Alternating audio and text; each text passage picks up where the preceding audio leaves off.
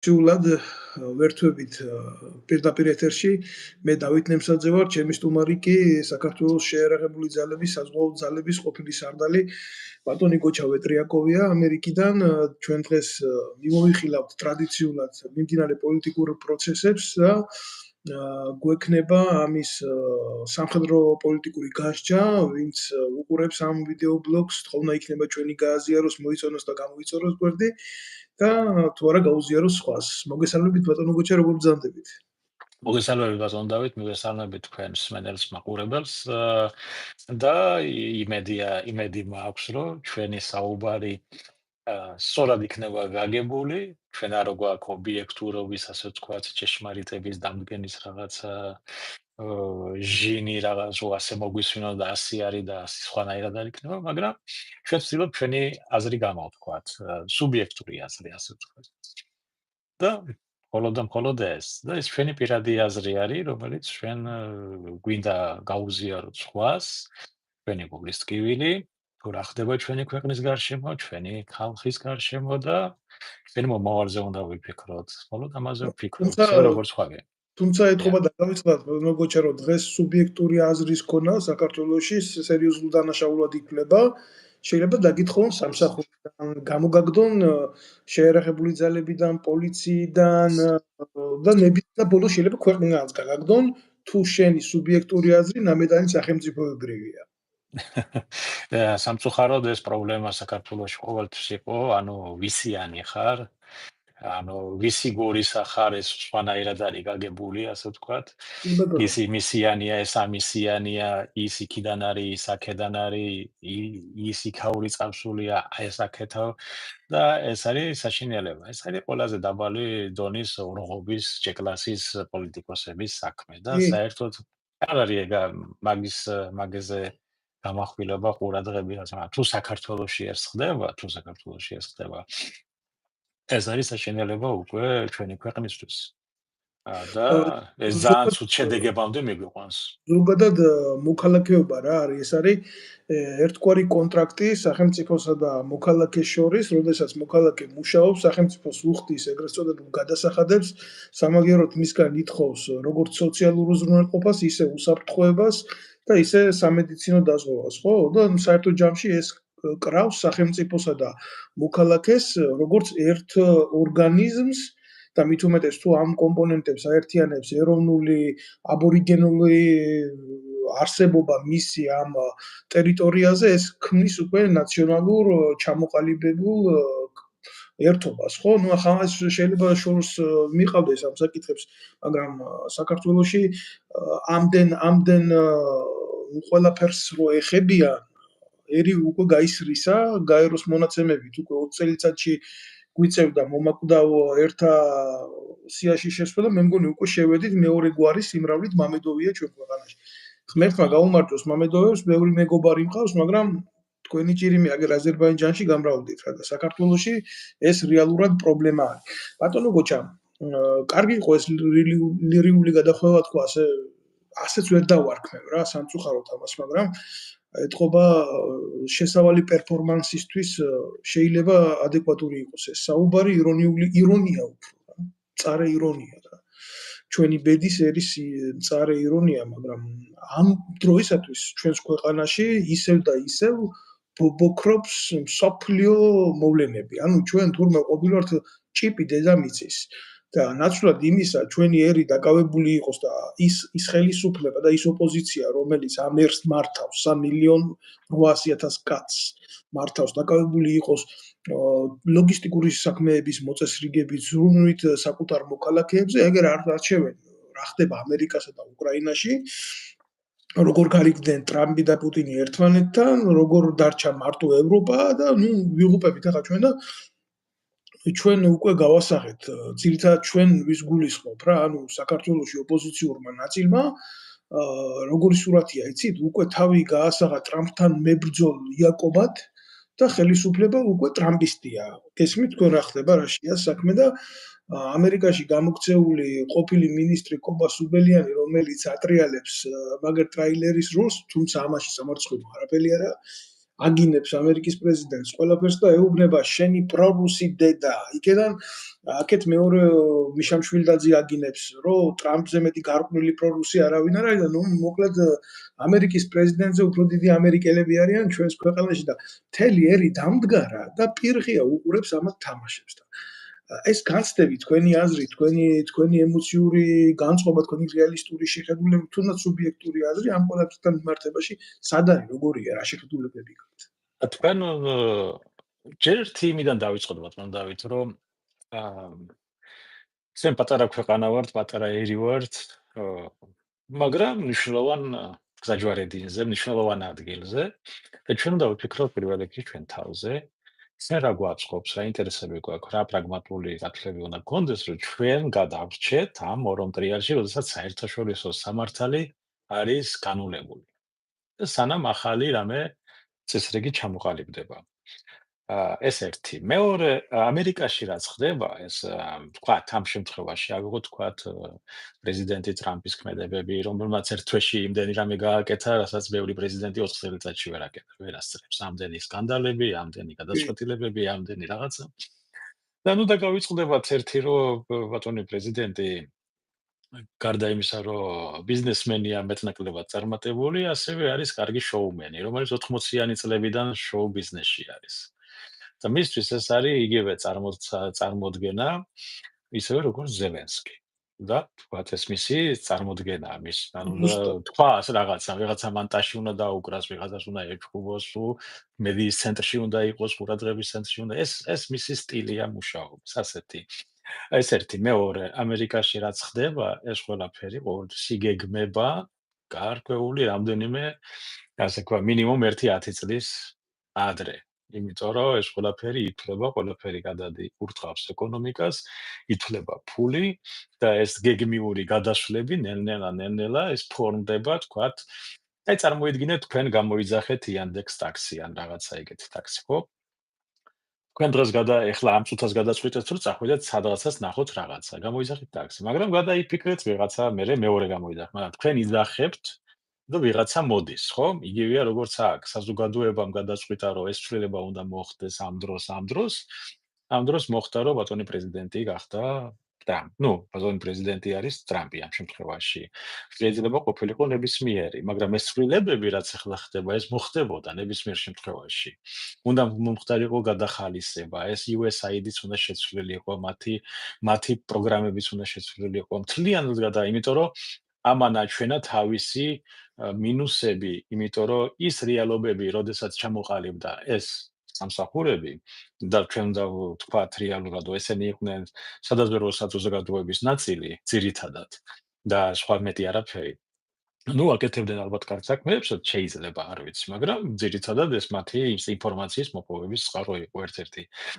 ეს მუშაობდა ცივი ომის პერიოდში ძალიან კარგად. მერე გაზულუქდნენ ამ ბოლო 30 წელიწადში, იმიტომ რომ მოწინააღმდეგე დაკარგეს და არ იცოდნენ რა ეკეთებინა და აკეთებდნენ 1000 სისულელეებს, LGBT და 1000 რაღაცეებს თავაზობდნენ რაც მიუღებელი იყო მსოფლიოს საზოგადოებაში. ეს ძალიან კარგად ხედავდნენ ამერიკელებიც, რომლებიც არიან ძირითადად პოგიტანული სახელმწიფო არის, ხო, 90%. არ შეიძლება ამის იგნორირება და მიუღებელი იყო და ეს ცვლილება უნდა მომხდარიყო, ეს ხალხი უნდა დათხოვნილიყო, ახლიდან უნდა დაინიშნოს ეს ყველაფერი, სისტემა გადახარისდეს და ამ გადახარისების პერიოდში ეს ვიღაცას უნდა მიეწეროს, ასე ვთქვათ, გინდა დადებითი კუთხით, გინდა უარყოფითი კუთხით და დღეს ეს დადებითი და უარყოფითი პიროვნება არის ბატონი ტრამპი, რომელიც ამას ახორციელებს თავის გუნდთან ერთად. მაგრამ ნუ დაავიწყდება ნურაფეს, რომ აქ სისტემა მუშაობს და არა პიროვნება. სისტემის წინააღმდეგ ძალიან რთულია წახვიდე გინდა საქართველოში. ხო, მაგრამ მესმის ახლა თქვენი საუბარი, მაგრამ კობე სუბელიანი განიცდის მაგას ძალიან ამერიკაში ყოფილი მინისტრია ჩვენი ამხელა ბუმბერაზი პიროვნება შეირღა, რომ არ მოწონს ტრამპის გადაწყვეტილებები. გესმით ბევრ ამის. თუმცა მე თქვენ ალბათ თქვენს მონოლოგს დავამატებდი იმას, რომ გარდა იმისა, რომ შეიძლება შოუმენია ტრამპი, გარდა იმისა, რომ ბიზნესმენია, ის 5 წელი სწავლობდა სამხედრო სასწავლებელში. მას გარკვეული დისციპლინაც აქვს, სიმკაცრეც აქვს, მომთხოვნიც არის და კობა სუბელიანის ნაირი არც მინისტრი არ იქნებოდა არასდროს და არც სააკაშვილის ნაირი. მადლობთ, აი ახლა მაგას სწორია რომ აღნიშნეთ, ეგა ყველა აქ შეძლებული ადამიანი, მაღალი კლასის წარმომადგენელი კლასებიდან თუ ავიღეთ, ყველა ვალდებულად თვლის, რომ თავისი შვილი ბიჭი სწავლობდეს გასამხედროებულ სასწავლებელში. ეს სამხედრო სასწავლებელი, რომელიც ეს იყო როგორც ჩვეულებრივი, აი ჩვენთან ადრე საბჭოთა დდროს იყო სუვოროვის სკოლები, ან ნახიმოვის დიახ. სკოლები.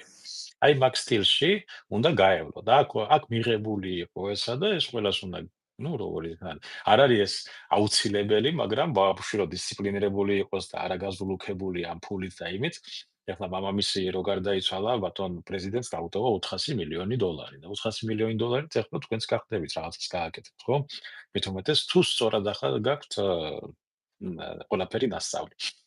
ხო და აქ მაგას დიდი მნიშვნელობას ანიჭებდნენ. მაგიტომ ბატონი პრეზიდენტმა ეს გაიარა ეს სკოლა, ეს დისციპლინირებული პიროვნებაც არის და გამოიყენა ეს ყველაფერი ბიზნესში. და შემდეგ 6 ჯერ გაბანკროტდა და 6 ჯერვე ადგა, ასე ვთქვათ, დადგა ფეხზე. ეს ძალიან რთული არის ხო, ამერიკაში. ფაქტია, რომ მას აქ საოცრად სერიოზული პრეისტორია გავლილი თავის. მან დაწერა თავისი ხელწერა გააკეთა როგორც მის პირად ცხოვრებაში, ისე მისი ქვეყნის ცხოვრებაში და ეხლა უყურებ, რომ მას მხოლოდ ამბიცია აქვს დაწეროს მსოფლიო ისტორია. რამდენად გამოუვა ახლა ეს სხვა საკითხია, მაგრამ აი წარმა ერთ ბოდიში ერთ თემას დავამატებ, რომ მიაღწიო იმას ამერიკაში, რომ იყო ისეთი დეველოპერი და ისეთი მშენებლობები აწარმოე, რომ შენ პოსტის სამსახურმა მოგანიჭოს შენი საფოსტო ინდექსი, ეს უკვე რაღაცას ნიშნავს.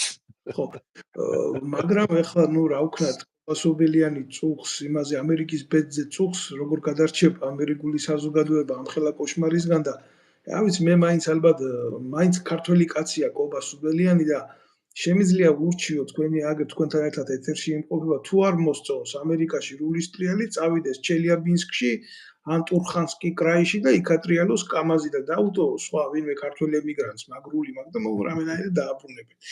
ეს ისე ხუმრობით ახლა, მაგრამ იცით რა არის, ისეთი ჟამი დადგა გეოპოლიტიკურად, რა თქმა უნდა, მძიმე და მაგრამ საჭიროა რაღაცნაირად ცოტა სუბუქად შეხედო მოვლენებს რა, ასეც არ შეიძლება რა. აი, როდესაც საქართველოში ვთქვათ ჩვენი სუბიექტური აზრების გამო ხდებოდით რუსეთის აგენტები, აი ესე მოგაკრავდნენ, ასეთ დიდ ბირკას მოგაკრავდნენ, შენ რუსეთის აგენტო შენა. მერე დაძვრებოდნენ ამერიკის საელჩოში და ამერიკის ელჩი შეუბნებოდნენ. აი შეხედეთ, ის რუსეთის აგენტია, ეს რუსეთის აგენტია, ის რუსეთის აგენტია. ფაქტიურად რა ხდება, იცით? იმ ეროვნული რიტორიკისთვის, საზოგადოებრივი რიტორიკისთვის, რაც ჯანსაღია და სახელმწიფოებრივია ნებისმიერ და უნდა იყოს ნებისმიერი დემოკრატიული სახელმწიფოსთვის, ამ აზროვნების გულისთვის გრიყავდა ის ხალხი, ვინც ფინანსდებოდა ამ USAID-დან და რა თქმა უნდა, შემდეგ ეს ხალხი დაძვრებოდა ამერიკის საელჩოში და გრიყავდა ფაქტიურად რაღაც იქ მოუსავლეთში რა. დღეს აი ეს ბუმერანგი დაბრუნდა მათ თავზე და ამერიკას ხავს პრეზიდენტი, რომელიც იმაზე დიდი რადიკალია ბრჭყალებში რა, რომელსაც ესენი ნებისმიერ მიმართულებაში საქართველოს მოკალათეებს უსახებდნენ ამერიკის საელჩოს რუსეთის აგენტებად რა. ფაქტიურად მოხდა ძალიან დიდი ამოტრიალება, გინდა განახლება დაარქვით ამას, გინდა მოხდა ის, რასაც ვერასოდეს ესენი ვერ წარმოვიდგენდნენ რა, ეს ხო ფაქტია. ეს ჩვენ ბატონ დავით ვართ გადმონაში საბჭოთა კავშირი კი დაიშალა 30 წლის წინ, მაგრამ 30 წელი ხო არაფერი არ არის ახლა. და ეს ყველაფერი არის ცივი ომის, ასე ვთქვათ, სინდრომი. და რომელიც ყველა ჩემი თაობა მაგალითად და შეიძლება ჩემზე ცოტა ახალგაზრდაც დაავადებული იყო ამ სინდრომით და მით უმეტეს რომ საქართველოს გამოიარა რთული პერიოდი 90-იანები ეს სამოქალაქო ომი ეს აფხაზეთში რუსეთთან ომი და ასე სამარშალო და ამან დაღი დაასვა და ამას იყენებდნენ რომ ყველაფერი ცუდი უნდა მიაწერო რუსეთს. მე რა ეხლა ჩვენი პროკურორი რო ფულს იღებს და გამოძიებელი ფულს ძალავს და იქ რაღაცის გზის გასარემონტებელ ფულს რო იპარავენ, მე რა ეს რუსეთია დამნაშავე. ჩელიაბინსკის დირექტორი არის დამნაშავე ალბათ, რა ვიცი. და მაგიტომაც ჩვენთან ეს ძალიან დომინირებდა და მუშაობდა. და უნდა ვაღიაროთ ისაც, რომ ამერიკელებიც იგივე სიტუაციაში იყვნენ. ამათთვისაც ყველანი, ვინც კი ეს საბჭოთა კავშირიდან არის ყოფილი, ან უშიშროების აგენტია, ან კრიმინალი არის, ან რაღაცა ესე რა ქვია, ოლიგარქისტები არიან, ან რაღაც ეგეთები. და ეს მუშაობდა, ვიღაცა მოვა გეტყვის, იცით რა არის, ეს ასეთია, ეს ასეთია და ეს იქაც საკმარისად ასეთივე ჭკვიანები ისდნენ, როგორც ჩვენთან და იჯერებდნენ ყველაფერს და ისევე როგორც პირიქით, ხო? აგიტომაც ემის უკვე, მაგრამ გავიდა ეს საბჭოთა კავშირი დაინგრა. მე გეტყვით მეცაც რა ბატონ დავით, 98-ში, 17-ში, 18-ში, როდესაც მუშაობდით უკვე ახალ პროგრამაზე, განვითარების პროგრამაზე, საქართველოს შეიარაღებული ძალების და განსაკუთრებით მესაცღვრეების მიმართულებით, სფეროსაც ვაკეთებდი, ჩვენ ძალიან კარგად მე ვიცოდი ძალიან კარგად მაშინ, რომ ჩვენ არავითარი ნატო არ დაგვესიზრება საერთოდ, იმიტომ რომ ვიცი ეს სისტემა როგორ მუშაობს და სამხედრო გეოგრაფია ვინც იცის, ვინ ჩახედულია სამხედრო გეოგრაფიაში, ისაც გეტყვით მაგას, რომ ეს შეუძლებელია. საქართველოს არ არის საჭირო ნატოში, არავის არ სჭირდება არაფერში. ჩვენ არა გვაქვს დიდი ტერიტორია, ჩვენ არა გვაქვს სერიოზული რაღაცა, მით უმეტესად თურქეთი ამხელა დამწყმელი ძალა არის აქეთ. ნატოსთვის ეს გასაგები იყო თავიდანვე, მაგრამ ცინიზმი, რომელიც მოდიოდა ორივე იქიდანაც და რომელიც აქედანაც და შესახვედრი ასე ვთქვათ, ცინიზმი შეიძლება დავარქვათ ან რაღაცა მოტყუება საკუთარი თავის მოტყუებასაც არ დავარქვათ. ეს მიზანმიმართული ქმედება იყო, რომ ჩვენ ვამბობდით, რომ ხო გვინდა, იმიტომ რომ მიგვიღო დახმარება და ჯვარი აგოშენებინა. სასაზღვრო სისტემა მოგვეწესრიგებინა, საბაჟო სისტემა მოგვეწესრიგებინა, ეს საპატრულო და ეს რო შეიქმნა ეს ყველაფერი ამერიკული, ბრიტანული და ევროპელების დახმარებით მოხდა ეს ყველაფერი. გარდაქმნა მომხდარიყო. ისინიც შეიძლება ცინიკურად გვექცეოდნენ, რომ ფიქრობდნენ ჩვენ გამოვეყენებინეთ რაღაცა, მაგრამ სანამ გამოეყენებინებ, ჯერ უნდა მოაწესრიგო ის ადამიანი, რომ მერე გაუშვა, ასე ვთქვათ, ბრძოლაში, ხო ასე. მაგრამ ჩვენ გვინდოდა ეს მოწესრიგება, იმიტომ რომ ჩვენ კაპიკი არ გაგვაჩნდა, არც ფული გაგვაჩნდა, არაფერი არ კავშირი გაგვუყია, ელემენტარულად ბოტასებითი დადიოდნენ ჯარისკაცები, თქვენ გახსოვთ მაშინ. იგი როგორ არ იყო, საჭმელიც არ იყო. მე ხლა მესაზღვრეებში ვიყავი მაშინ, სანაპირო დაცვის მეთაური, როდესაც ვიყავი ფოთში. მაშინ ვუყურებდი, ჩემი მეზობლები იყვნენ, ახლა საზღვაო ძალები მაშინ. არ იყვნენ კარგ მდგომარეობაში. ფაქტიურად ნახევრად შივრები იყვნენ ჯარისკაცები. ჩვენ გქონდა საშუალება, ჩვენ კარგი მომარაგება გქონდა მაშინ და ვეხმარებოდი ხოლმე ჯარისკაცებს, უნაწილებდით ან რაღაცა რაც ხდებოდა, ერთად ვიყავით ძალიან რთული არ იყო საშუალებები. მაგიტომ უნდა გვეთქვა ხო გვინდა ნატო, რატო ვამბობდით მაგას? იმიტომ ვამბობდით, რომ მიგვიღო ის 34 ცურავი ერთეული მივიღეთ ბატონო დავით. 34, ცოტა არის, ცუდია, კარგია. მივიღეთ ეს ცურავი საშუალებები, შეიძლება არ იყო ის პირველი კლასის რაღაცა, პირველი რანგის გემები და რაღაცა სარაკეტო დამწყმელი რაღაცები, მაგრამ ეს გვაძლევდა საშუალებას ჩვენი პირადი შემადგენლობა მოგვემზადებინა, ჩვენი მატროსები, ჩვენი ელექტრიკოსები, მოტორისტები, შტურმანები, კაპიტნები, ასე ვთქვათ, მოგვემზადებინა ზღვაში გასულიყვნენ, სწავლებებში ჩართულიყვნენ, რომ ზღვა ეს მუდმივი მოქმედება, მუდმივი სწავლება, მუდმივი, ასე ვთქვათ, დახვეწა საკუთარი პროფესიონალიზმის, სხვანაირად არ შეიძლება მე ვერ შევადარებ ხმელეთზე თქვენ უკეთესად იტყვით მაღლაზე, ეს მნიშვნელოვანია. და როგორ უნდა გაგვეკეთებინა ეს? მხოლოდ ერთადერთი ეს და გვეთქვა, რომ გვინდა იქ, ვიცი რომ იქ არ მოვხდებით, მაგრამ იქიდან მოდიოდა ეს დახმარება, რომ ჩვენ ეს გქონოდა ეს ყველაფერი.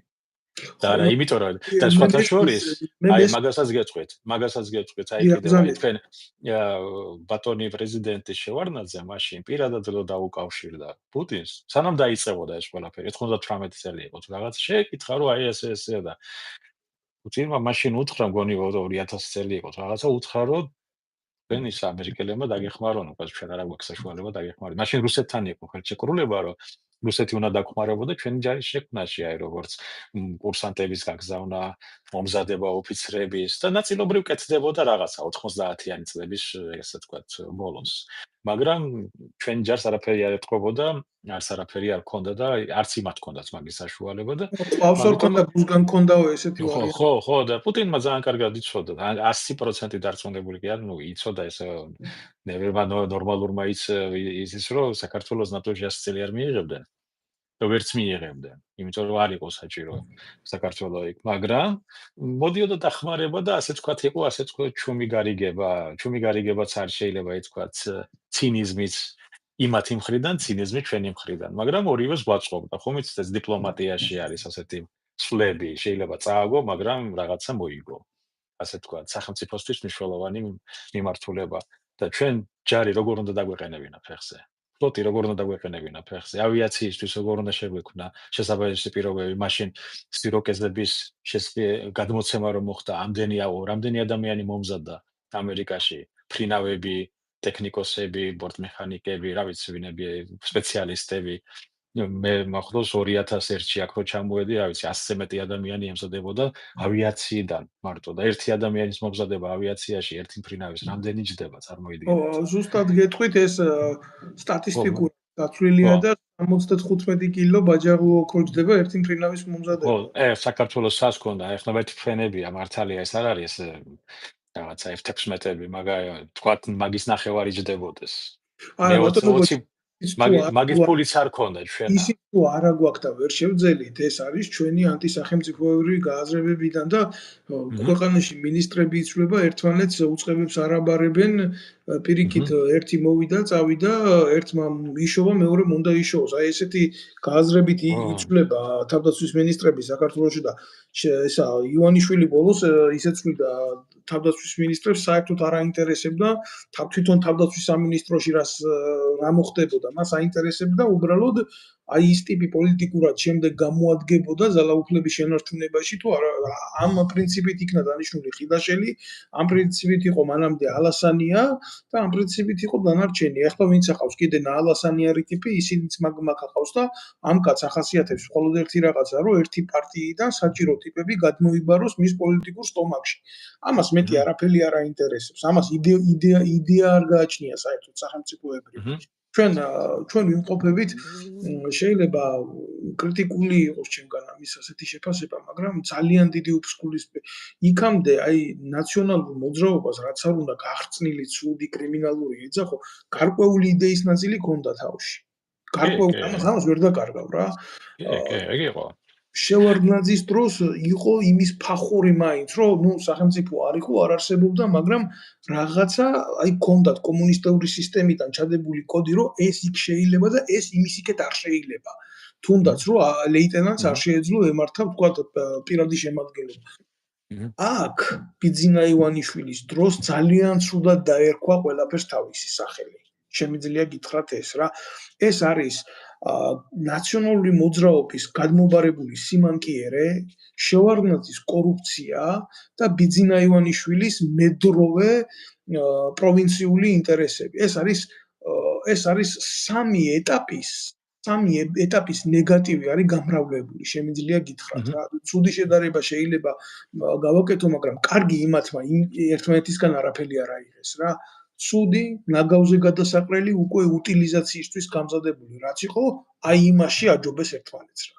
იმიტომ რომ ფერსამადლე ღმერთსა, ხო, მით ძალიან და მაგიტომაც უარყოფითი სელექცია რაც მოხდა საქართველოში, ეს არის მარტო ჩვენი არის პოსტსაბჭოთა კავშირში, პოსტსაბჭოთა სივრცეში, ასე თქვათ, ყველგან ასე მოხდა უარყოფითი სელექცია და ხალხი არის გატანჯული ყველგან და საქართველოში. ვაჯობა ბატონო გოჩა უკაცრავად რა, დამისახელეთ თქვენ ახლა მე არ ვამბობ ისეთ ქვეყნებზე, რომლებმაც თავის დროზე უშველეს თავის თავს და საბჭოთა კავშირიდან ეგრე წავიდნენ ევროპის ქვეყნები არიან დღეს.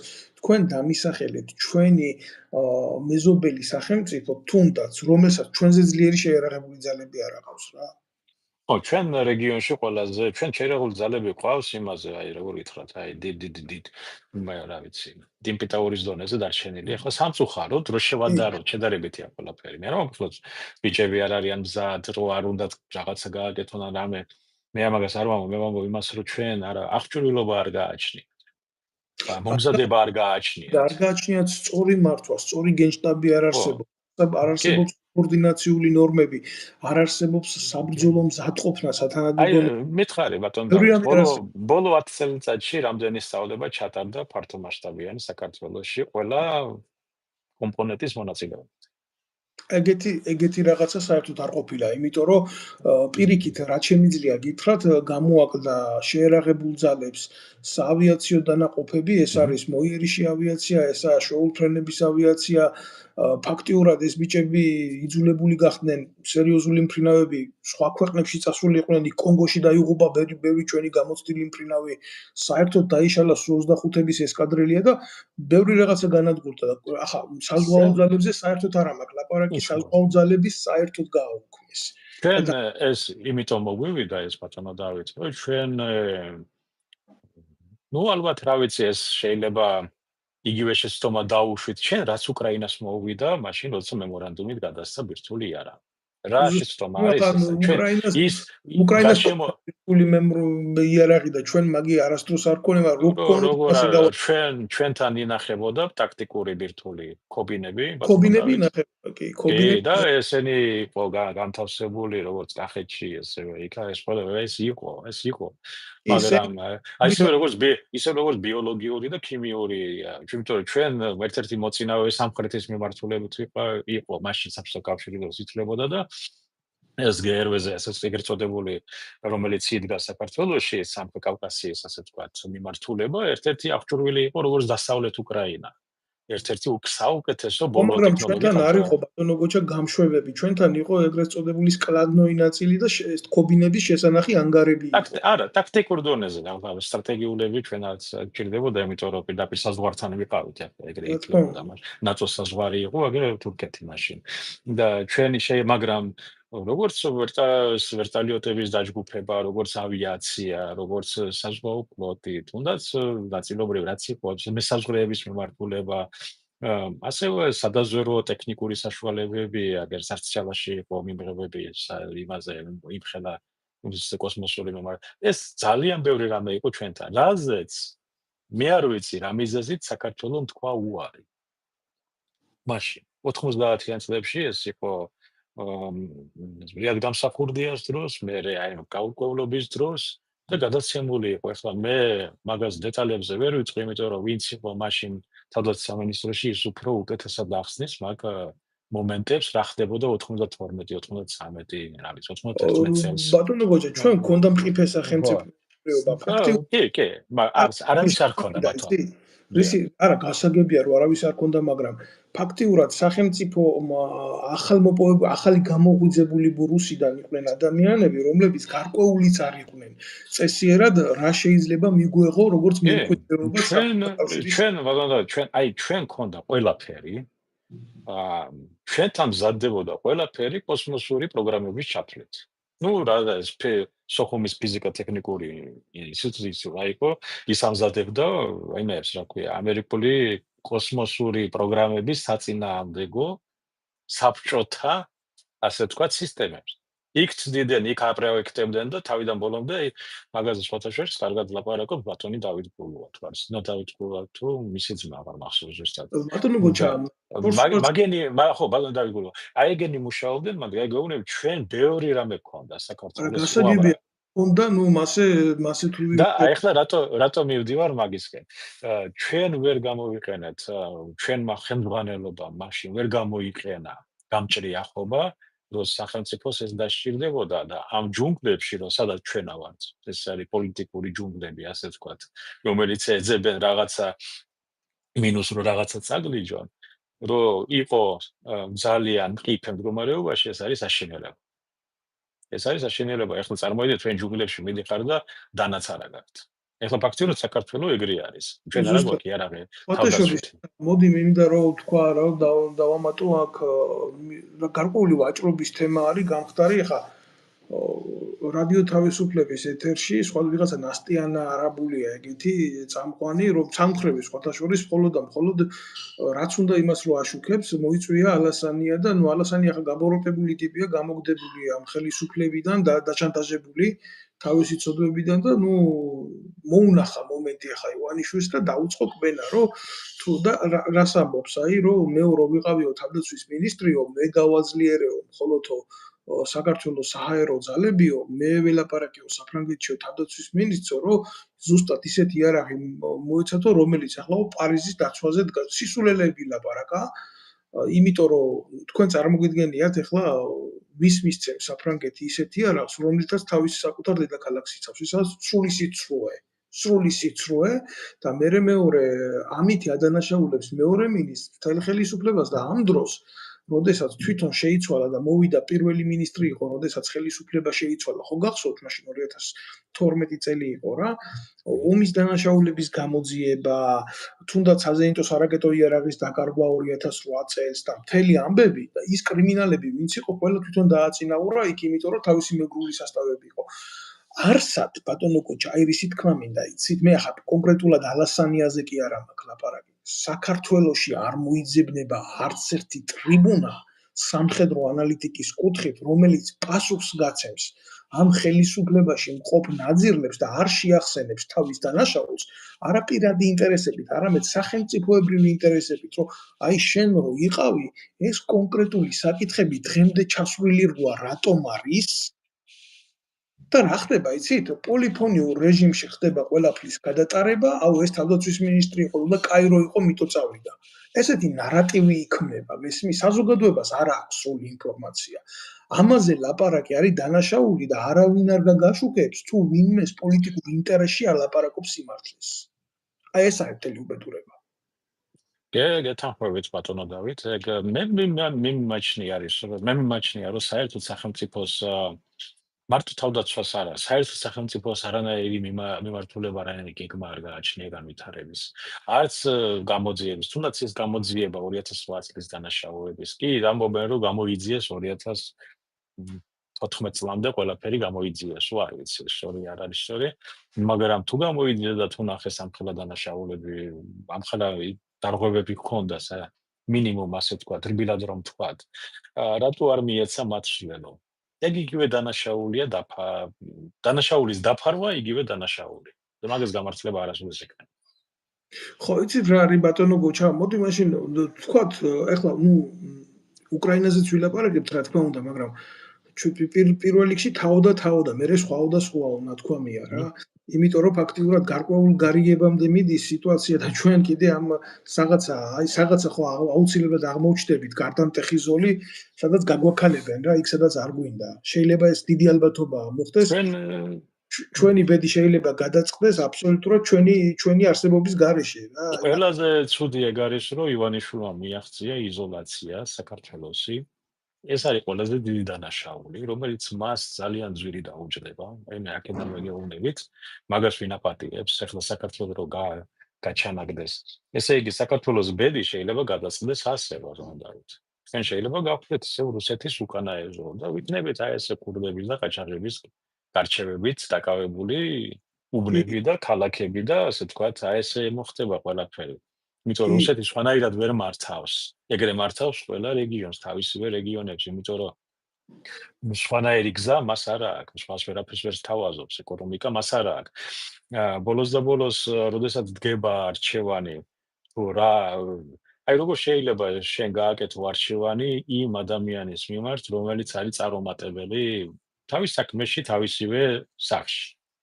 ამ შემთხვევაში მაგ ეკონომიკას ვამბობ.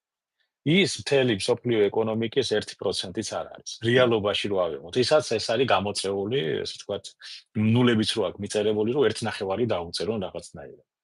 და ამ დროს არის, მე პრაგმატულად გეუბნებით, აი როგორც ნებისმიერი ტეხასელი, ასე ვთქვათ, არცისიზი, როგორი ფიქრება. აქეთ არის 26% ეკონომიკა მსოფლიოსი. ამერიკა, ევროპა 23% სადღაც. და ჩინეთი 16%. სად უნდა გქონდეს ჩვენ უფრო მეტი ურთიერთობა და მეტი დიპლომატიური აქტივობა და სად არა? მე ვფიქრობ, რომ ამერიკა, ევროპა, ჩინეთი ეს გამართლებული არის უბრალოდ იმიტომ, რომ ეკონომიკა აქ არის, ფული აქ არის, რესურსები აქ არის, ტექნოლოგიები აქ არის. ხელოვნებაში მაქვს ამ სარტყელში, ასე ვთქვათ. რა არის რუსეთში? აი მითხარი დამისახელეთ ერთი კომპონენტი, რომელიც საქართველოს შეიძლება გამოადგეს. გარდა იმისა, რომ ფალსიფიცირებული ღვინო გაყიდო მოსკოვში. იქიდან რა მოგვაქვს? ეგ ერთი, მეორე, იქაც მეორე. არ სვამენ უკვე ქართულ გულოს ფრანგული ურჩევნია. ხო, რატო უნდა დარიან ხა იქაცაა გემოვნება, იქაც იციან, თუ ძალიან კარგად იციან, სად რა კეთდება და როგორ კეთდება. აი, ცეხავიკური 80-იანი წლების ცეხავიკები რო იყვნენ და ეს ჩალიჩები, ჩალიჩა ტიპები, ბიძი და ივანიშვილიც გახდა ჩალიჩა იყო და ჩალიჩა დარჩა. ვერ გაიზარდა. მათ სხვანაირი აზროვნება არა აქვს ასომო. მაგიტომაც ჩვენ პრაგმატულად უნდა ვიფიქროთ, რატო გჭირდება ჩვენ ევროპა? მე სულ არ მაინტერესებს ევროპა, მე მაინტერესებს ეკონომიკური ურთიერთობა, რა სარგებელი შეიძლება მოიტანოს საქართველოს, ხო? და იმიტომ რომ ეს პირდაპირ აისახება ჩვენ კეთილდღეობაზე. კი, ურთიერთობა უნდა გქონდეს ყველასთან, მაგრამ არ შეიძლება შენ გახდე მხარე და შენ ცალსახად დაიჭირო რუსეთის მხარე და ეს ფაქტიურად ასეა, ასე ჩანს. როგორც არ უნდა ეხლა ითქვა, რომ ეს ასე არ არის, ეს ასე არის. და იგნორირება გაუკეთო ევროპას და ამერიკას. მაგიტომ ეხლა ამერიკა ზის, აგე უკრაინას არაფერად არ აგდებს ტრამპი. პირდაპირ წვეთავს პუტინთან, როგორ გაიყოს უკრაინა, შო? ევროპაც კი არაფერში ჩასვა. რადგან გადაწყვიტა და ესე. ჩვენი დიპლომატია სად არის და ჩვენ ყველაზე დიდი კოზირი რა გვაქვს ბატონო დავით, იცით ამერიკასთან ურთიერთობაში და თვითონ ტრამპთან, რომელიც ტრამპიც არავის სოდეს არ გაუწევს, რა ქვია, იგნორირებას ამ ფაქტს. ეს ის ფაქტია, რომელმაც ჩვენი ჯარისკაცების სისხლით არის მოპოვებული ავღანეთში და ერაყში ამერიკელ ჯარისკაცებთან ერთად. ისე ვერ უნდა გავიწყდებათ, რომ ამერიკის ვიცე-პრეზიდენტიც უბრალოდ ჯარისკაცი იყო იგივე ერაყში.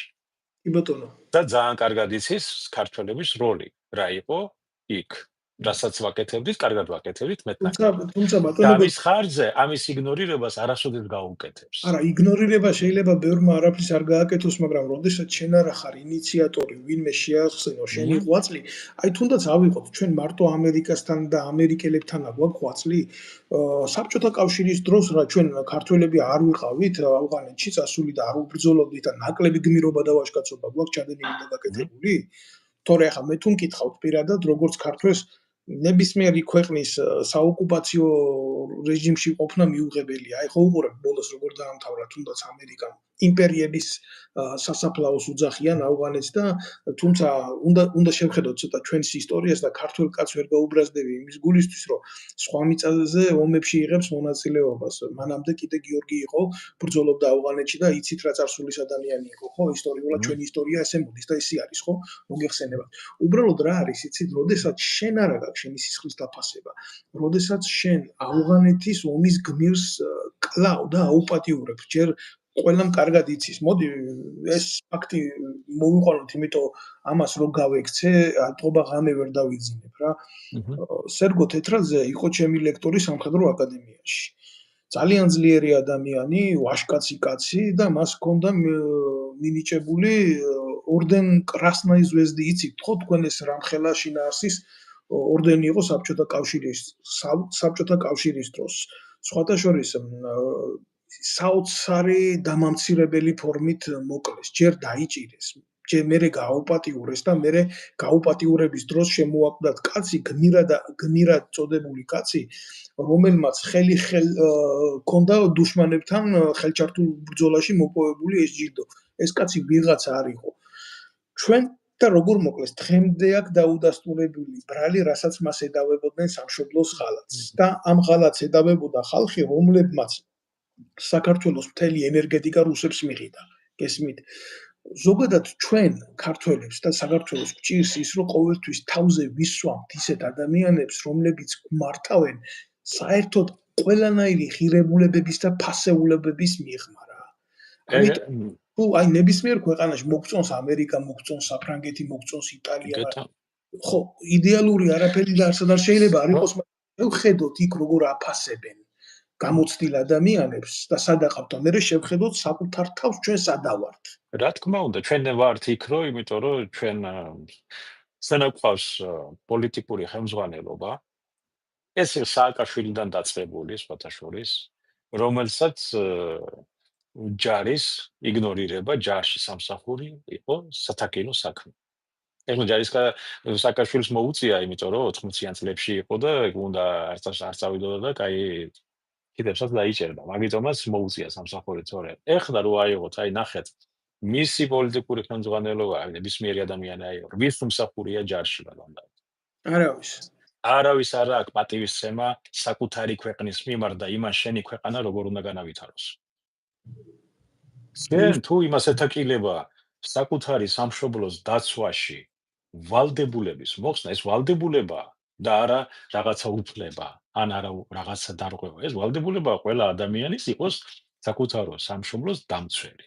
და შენ ეს გეთაკილება და სნიეს რომ ეს ჩემი უფლებებს არ ღვევს და რაღაცა მე რაღაცა ისენი მაქვს, არა? ეს ამ ადამიანს როგორ შეიძლება ანდო სახელმწიფო მართლობა?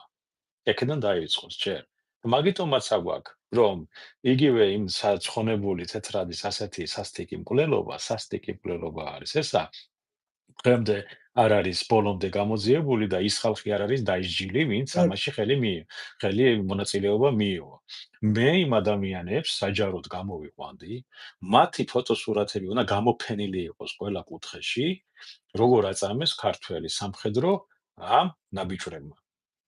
ისეთი რომ მათ ქვეყანაში ფეხი არ დაედგმებოდეს და მათი ოჯახის თავმომავლები თაობებს იწევლიდნენ რომ ასეთი წინაპარი ხავდათ.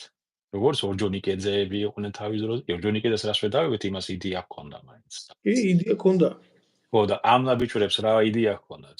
საკუთარი ჯარისკაც საკუთარ ოფიცერს როგორ უნდა მოექცე ეგრე? თუნდაც რა იცი ყველაზე მძიმე დასანახი, იცით ბატონო გოჩა? გასაგებია რომ ისინი ერთმა ჩაიდინა მკვლელობას. ზოგადად აი ქართველმა ერმა რო წარმოვიდგინოთ სად ვიმყოფებით და გინდა მორალურად, გინდა სახელმწიფოებრივად, გინდა ნაცებმა ჩაიდინეს ამ კაცის მკვლელობა. ჩაიდინეს. გააკეთეს ეს დანაშაული, ხო? ირაკლი ალასანია იყო პირველი კაცი, ვინც მიტინგებს უტარებდა ნაციონალურ მოძრაობას სერგო თეთრაძის მკვლელების დასჯის მოტივით რა. შეიცვალა ხელისუფლება. სათავეში მოვიდა ირაკლი ალასანია, გახდა თავდაცვის მინისტრი და დაზვერვის უფროსის მოადგილედ დანიშნა ის კაცი, ვინც სახში დაიჭირა სერგო თეთრაძე რა. ჩვენ ქართველებს გვჭირს ძალიან დიდი ცოდვა. ეს არის ჩვენი მათრახი და ვერასოდეს ვერ უშველით ჩვენ თავს თუ არ ვისწავლეთ არა მარტო სამართლებრივი პასუხისგება დამნაშავე პირების, არამედ მორალური პასუხისმგებლობა, რაც უმთავრესია, მე ვფიქრობ სამართლებრივზე რა. და ჩვენ რო შეგვეძლოს ქართველებს ავკარგი ასე სანჯაროდ განვიხილოთ და ძლიერი სამოქალაქო საზოგადოება გქონდეს, დამიჯერეთ ბატონო გოჩა, ვერავინ ვერ გაბედავდა თავხედობას. საქართველოში არ იქნებოდა ის, რომ პარლამენტის წევრის ხელფასი გაიზრდებოდა 7.180 ლარით, გაიზრდებოდა. მანამდე კიდე 1000-ები ხო ქონდა და პენსიონერის პენსია არ იქნებოდა 350 ლარი. ჩვენ რომ მორალური საზოგადოება გვყავდეს, ძლიერი საზოგადოება გვყავდეს, ჩვენ არ გადავგვარდებოდით, მაგრამ იმუშავეს ამაზე, წაგვართვეს მორალი და ახლა კადრულობენ ყველაფერს, რაც გაუვდით და უნდა აღინიშნოს, აი ესაა ჰიბრიდული ომის შედეგი. რაც გვჭირს ჩვენ ამაზე მეტი დიდი ომი რა უნდა იყოს ბატონო გოჩა. მანდა მაინც ტანკით უნდა შემოვიდნენ და თითო ოჯახის წინ რა თქმა უნდა. ჩვენ დაგვავიწყდება რომ ბატონი ივანიშვილი იდგა სააკაშვილის ზურგს უკან. რა თქმა უნდა. იგივე პატარკაციშვილის წინააღმდეგ. ეს თუ ვინმეს არ ახსოვს, ეს ყველასთვის კარგად ცნობილია, სადაც საჭიროა, ხო? მაგრამ ცინიზმი იმაში მდგომარეობს, რომ აი ხალხს რაღაც ის აქვს, აი იმას მილიარდი აქვს და მოდი გამოვიყენოთ, მოდი ასე, მოდი ისე და ისაც ამით სარგებლობს რა, გაჭირვებული ადამიანს თავისუფლად იყიდი და თავისუფლად. ეხლა მე გეუბნებით, ეხლა ადრეს ჩვენ გვისაუბრია, ეხლა რომ დაუძახოს ამ პოლიტიკურ ლიდერებს და ახლა თქვენ თითო მილიონი მეორე დღესვე იმღერებენ იმ და იცეკვებენ მის სასარგებლოდ ყველაფერს. იმიტომ რომ თვითბუნებაა ეგეთი გამყიდველი ოპოზიცია გვყავს ჩვენ. მე არ ვამბობ ყველაზე, მაგრამ მე ვამბობ ის პატრიოტები ვინც არიან, იმათ არც არავინ არ უშვებს, არც სატელევიზიო სივრცეში, არც არსად. და ის ადამიანები, ვინც ნამდვილად პატრიოტები არიან, იგივე იმ პოლიტიკურ პარტიებში, ისინი არსად არ ჩანან. და ჩანან ვინები? გამყიდვლები, მაიმუნები, აფერისტები, რომლებიც ყველაფერზე წავლენ, არაფერი არ ესმით, გაგებაში არ არიან, სახელმწიფოსთვის არასოდეს არ უმსახურია, ჯარში არასოდეს არ არიან ნამყოფები და პრეტენზიები აქვთ, რომ იყვნენ, ასე ვთქვათ, მუდმივა თავარ ოპოზიციაში, მუდმივად, რომ იქ სხვა არ გაიჭაჭანოს, იმიტომ რომ იქიდან სარგებელი მოაქვს, ასე ვთქვათ, ფარულად, იქ კაზინოებიდან იქიდან რა განსხვავება აქვს ნაციონალებსა და ოცნებას შორის. არავითარი განსხვავება არ არის. ორივე ლიბერასტები არიან, ბატონო დავით, ეკონომიკურ ენაზე რო ვთქვათ, ეკონომიკურ ფინანსებზე. როგორც ისინი ძარცვავდნენ ხალხს, ისე ესენი ძარცვავენ უფრო მეტად ხალხს. მე სპეციალურად ავიღე სესხი საქართველოს ბანკში, რომ ჩავედი ეხლა აპრილში. სპეციალურად ავიღე, პატარა საკრედიტო ისტორიას გავაკეთებ. 36%-ია ეფექტური. 36% შენ რომელი ეკონომიკა უნდა განავითარო მათ და ეს ნაბიჯვრები ლაპარაკობენ დამოუკიდებლობაზე? როცა ბანკების დამოკიდებულს ხდე, ბანკები ხდებიან მთავარი ოპერატორები ყველაფრის, აბსოლუტურად ყველაფერი ცხოვრების. ბანკი არის შენი კონკურენტი ნებისმიერ ბიზნესში, იმიტომ რომ თვითონ უნდა ეს ბიზნესი ჰქონდეს. ბანკებს აქვს უფლება, რომ ჰქონდეს თავიანთი სამშენებლო ბიზნესი, თავისი ფარმაცევტული, თავისი ისენი, მაგიტომ არის ნარკოტიკებს მიაქვს, უხარისხო წამლებს მიაქვს ქვეყანა და არაფერი არ ვითარდება. და თბილისი დაამსგავსებს იმას ბეტონის ჯუნგლებს. ჯუნგლებს ზუსტად ეგ სხვათა შორის ძალიან საინტერესო საკითხია, მოგეხსენებათ. უკვე მესამე შემთხვევა მოხდა აღრიცხული, რაც საზოგადოებრივ დონეზე იყო, ვთქვათ, რეზონანსული, აი ბავშვების დახოცვის ამბავი ბათუმში რო ჩავარდნენ, ამაზე მინდა ცალკე დაგელაპარაკოთ, მაგრამ ეხლა თქვენი საუბრიდან გამომდინარე, რიტორიკულად დავსვამ ამ შეკითხვას, რამე ახალია ეს არ ყოფილა კაცობრიობის ისტორიაში ესეთი მოვლენები. ყოფილა. ჩვეულებრივი მოვლენა ყოფილა. აი მაგიტომ ესენი არც გინდა კოლექტიური ნაციონალური მოძრაობა არის ეგრეთ წოდებული და გინდა ეგრეთ წოდებული ვითომ ასე ვთქვათ პატრიოტები, ასე ვთქვათ, ძალიან დიდი პატრიოტები ოცნება. ორივე ლიბერასტები არიან თავიანთი ივანიშვილი პატრონიანად ჩამოყალიბებულები. ლიბერასტები მაგათა ჰქვია, იმიტომ რომ ხალხისთვის ეგენი არაფერს არ აკეთებენ. ზუსტად. სენთვის, თქვენთვის, იმიგრანტისთვის, გლეხის, აი 800 ბავშვი თქვენ გზანეთ ხო? და გაერომ გზა 800 ბავშვი შიმშილი დაიხოცა. ნორმალურ სახელმწიფოში 800 სისხლის სამართლის საქმე უნდა აღზრულიყო. რატომ მიიყვანეს ეს ბავშვი შიმშილობამდე და რატომ დაიღუპა ეს ბავშვი? ზუსტად. გააკეთეს? სახელი გაგებაშიც არ არიან, ლაპარაკიც არ უნდა. თქვენ რომ რამე მოგინდეთ, სახელმწიფოში გაიზარდნენ ადამიანები, ანუ სახელმწიფო აპარატებში, სტრუქტურებში მუშაობენ ადამიანები, რომლებიც აი მოსახლეობას აღეთქმავენ რაღაც აი როგორც მოწინააღმდეგეს. ის უნდა დაჩაგრო, იმას უნდა წაართვა, იმას უნდა გამოართო ის, იმას უნდა ბოდიში და ფეხებზე დაიკიდო მისი ინტერესები. აი ესე ექცევა სახელმწიფო სტრუქტურები საკუთარ მოსახლეობას. ბატონო გოჩა, ახლა ამ ბრიყვებს გონიათ, რომ ეკონომიკური ფაქტორი განვითარდა, ვითომ ამათ რომ შეეკითხოთ დიდი ზრდა ეკონომიკური და თურქეთიდან შემოაქვთ პამიდორი და ოხრახუში. აუ რატო გაითიშა? გესმით ჩემი? გესმით ჩემი? მე აქ ვარ. აი გამოსახულება არის თქვენი. ანუ რა მინდა იცი რომ ვთქვა, საოცარი ინფორმაციები მომდის და უნდა ვისაუბრო ამაზე, მაგრამ ჯერ მაინც მინდა იმ თემას შევეხოთ ბათუმში, რომ ბავშვები თხრილში ჩაყარეს რა, ელემენტარული არც თბილისში, არც ბათუმში, სადაც მშენებლობა მიდის, მოსახლეობის ელემენტარული დაცვის ნორმები არა, ხო შეიძლება იყოს შემოღობილი, ხო შეიძლება როგორც ხდება, როგორც აქ ხდება, ხო ევროპაში. თუნდაც რუსეთშიც რომ მიდის მშენებლობა, იქ არის რაღაცა ნორმები დაცული, კაცო. ჩვენ მოგწონს, არ მოგწონს ის სახელმწიფო იქაურობა, იქ არის მშენებლობის გარკვეული ნორმები დაცული და გაცილებით უკეთესად, ვიდრე ოდესმე შეიძლება გქონდეს საქართველოში.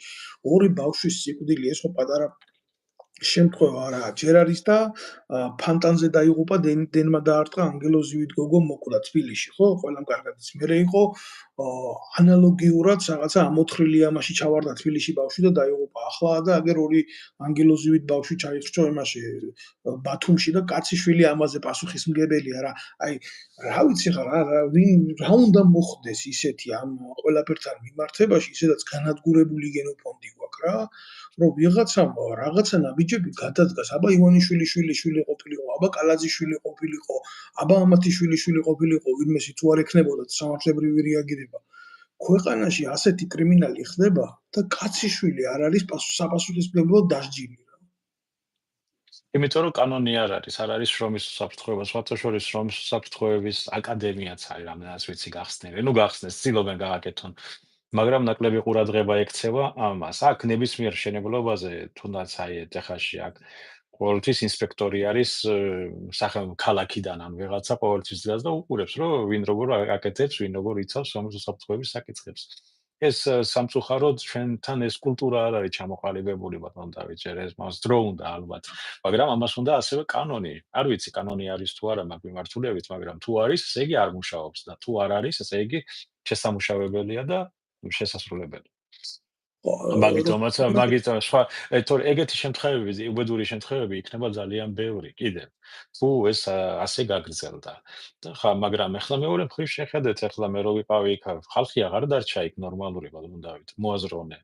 ვისაც კი რამე შეეძლო, სადმე შეეძლო, ყველა წამოვიდა ან ევროპაში, ან ამერიკაში, ან რუსეთში, ან სხვა ქვეყნებში და ცდილობენ რაღაცა თავს უშველონ, იმიტომ რომ მომავლის იმედი არ აქვს. სახელმწიფო, რომელიც ოდესაც ატარებს იმ პოლიტიკას, რომ ის არა, ეს არა და გაურკვეველი რაღაც ამორფულ მდგომარეობაში არის, მთლიანად საზოგადოება შეყვანილი, ადამიანს უჩნდება გაცდა, რომ მას მომავალი რა პერსპექტივა აქვს ქვეყანაში. ან ბიზნესი გახსნას, ან რისთვის უნდა ისწავლოს იმ უნივერსიტეტში, რატო უნდა დახარჯოს ის ფული იქ, როცა მას არაფერში არ გამოადგება ის დიპლომი, სად უნდა წაიღოს, ვთქვათ, ფიზიკოსის დიპლომი მაგალითად, ან მათემატიკოსის დიპლომი, ან რაღაცა ინჟინერი გახდეს, სად უნდა წავიდეს. ასეთ მდგომარეობაში, როცა ქვეყანა იზოლაციანისტური პოლიტიკით მიდის და კი აცხადებს ვითომ არა, მაგრამ ფაქტის ახეზია, ხო? ფაქტი ჯიუტია, როგორც ვოლანი ამბობს, ასე ვთქვათ, ბულგაკოვის მასტერ და მარგარიტაში, ასე ვთქვათ. ფაქტი ჯიუტია. ჩვენ ვართ იზოლირებულ მდგომარეობაში ახლა. ერთადერთი რუსეთი არის გახსნილი საქართველოსთვის და მაგიტომაც ადამიანს უჩნდება გაცდა, რომ არ არის საქართველოში დალაგებული ვითარება, რომ მას რაღაც პერსპექტივა ჰქონდეს, მიშვილებს ჰქონდეს პერსპექტივა, მიდიან ხალხი და ვინ რჩება? ვინ რჩება და ნახევრად გაუნათლებელი ხეპრე დეგენერატები, ბატონ დავით. აი ეს პირდაპირ ამ სრულს მნიშვნელობით. და მე გამოვა რომ 20 წელიწადში ბატონ დავით ამ ტემპებით საქართველოში ქართული მოსახლეობა იქნება უმცირესობაში. კი 20 წელიწადში გაიგვიზებენ ჩვენი შვილები და საქართველო იქნება მარტო სახელი. კი ბატონო. და მეცაც გეტყვით ვიღაცა გამოჩნდება და დაიწყებს საქართველო უნდა გახდეს ფედერაციული. მარნეულის შტატი უნდა გახდეს, მერე ახალციხის შტატი, იქიდან ის რესპუბლიკა და ვიქნებით ფედერაციული სახელმწიფო და მაგის დაშლას რაღა უნდა მერე. ასეთი სიტუაცია იქნება მომავალში, ასეთი გაიხსნას. ბატონო გოჩა, რა ისტორიულად არ ახსოვს მსოფლიოს გადაშენებული ერები და სახელმწიფოები? არ არის urartu ცივილიზაციები გაქრა, ბატონო. ცივილიზაციები გაქრა. აი ესეთი ფორმები იყო. მაგალითად აი კონსტანტინოპოლი როცა დაეცადა თურქებმა იქაობა დაიკავეს, ეს არ მომხდარა ერთ დღეში რა. ჯერ შიგნიდან დასუსტდა ამ ხელა სახელმწიფო და კულტურა. ჩაიძირა ურთიერთჭამაში, კორუფციაში, ერთმანეთის ციხლის დადებაში და შემდეგ საბოლოო ჯამში დაკარგა ყველა მოკავშირე და აღმოჩნდა ისე როგორც იყო, იზოლირებულ მდგომარეობაში იყო ასე. სხვადასხვა გუშინ მკითხულობდი სოკრატეს სახელმწიფოს და იქ აი ესეთი სწორი ფრაზა იყო და დამამახსოვრდა რატომღაც რომ როგორ გინდა დააჯერო ის, ვინც შენ მოსმენასაც არ იკადრებს. აი ქართველი ერი დღეს იმყოფება აი ამ მდგომარეობაში. ან თუ დააჯერებს ბიძინა ივანიშვილს და მის ხელისუფლებას რა შედეგს მიიღებს? ან ზოგადად როგორ უნდა დააჯეროს, როდესაც საერთოდ ქართველ ერს არაფრად არ თვლიან. ჩვენ ასე იგი, აი მე მეცად გეწყვეტ ბატონ დავით, მე ახლა მე მაქვს ხობი, ასე ვთქვათ, მე წიგნებსაც ვწერ, ასე ვთქვათ, განსაკუთრებით სამეცნიერო ფანტასტიკის მიმართულებით. Amazon-ზეც არის და ვცდილობ რომ ჰიპოთეზა რაღაცა რომელიც სამეცნიერო განვავითარო რაღაც მიმართულებით. რაც მეც ვუყურებ განსაკუთრებით, აი, რაც მეტი ჩაურმავდი მე ქართულ ენას, მით მეც წმუნდები რომ საქართველო არის მართლა ქართული ენა და საერთოდ ჩვენი ანბანი არის უნიკალური მსოფლიოში. რომელიც არის, აი, რომ ჩვენ ცალკე ინსტიტუტი უნდა გავაკეთოთ ქართული ენის და დამწერლობის შემსწავლელი ინსტიტუტი. ცალკე, თუნდაც აი ახლა ბატონი ცინცაძის აღმოჩენა იყო ეს, რა ქვია, ქართული კაბალას არსებობა, რომელიც გააცილებით ადრე არის დაწერილი ვიდრე და ებრაელებმა ეს ასე ვთქვათ, მიიღეს აცეცვაც და გადაიიღეს უბრალოდ. და ეს იყო ქართველური წარმოშობის კაბალა. აი, ჩვენ ბევრი რამე არ ვიცით ჩვენ თავს პატივი როგორ უნდა ვცეთ, თუ ჩვენ იგნორირებას ვუკეთებთ საკუთარ იმებს, ენას, საკუთარ წარსულს, საკუთარ ისტორიას, საკუთარ ხალხს. ხო? მაგიტომ შენ თავს პატივს არ ცე, მე ირანელი ვარ თუ რუსი ვარ თუ ამერიკელი, მე რატო უნდა გცე პატივს შენ? ზუსტად.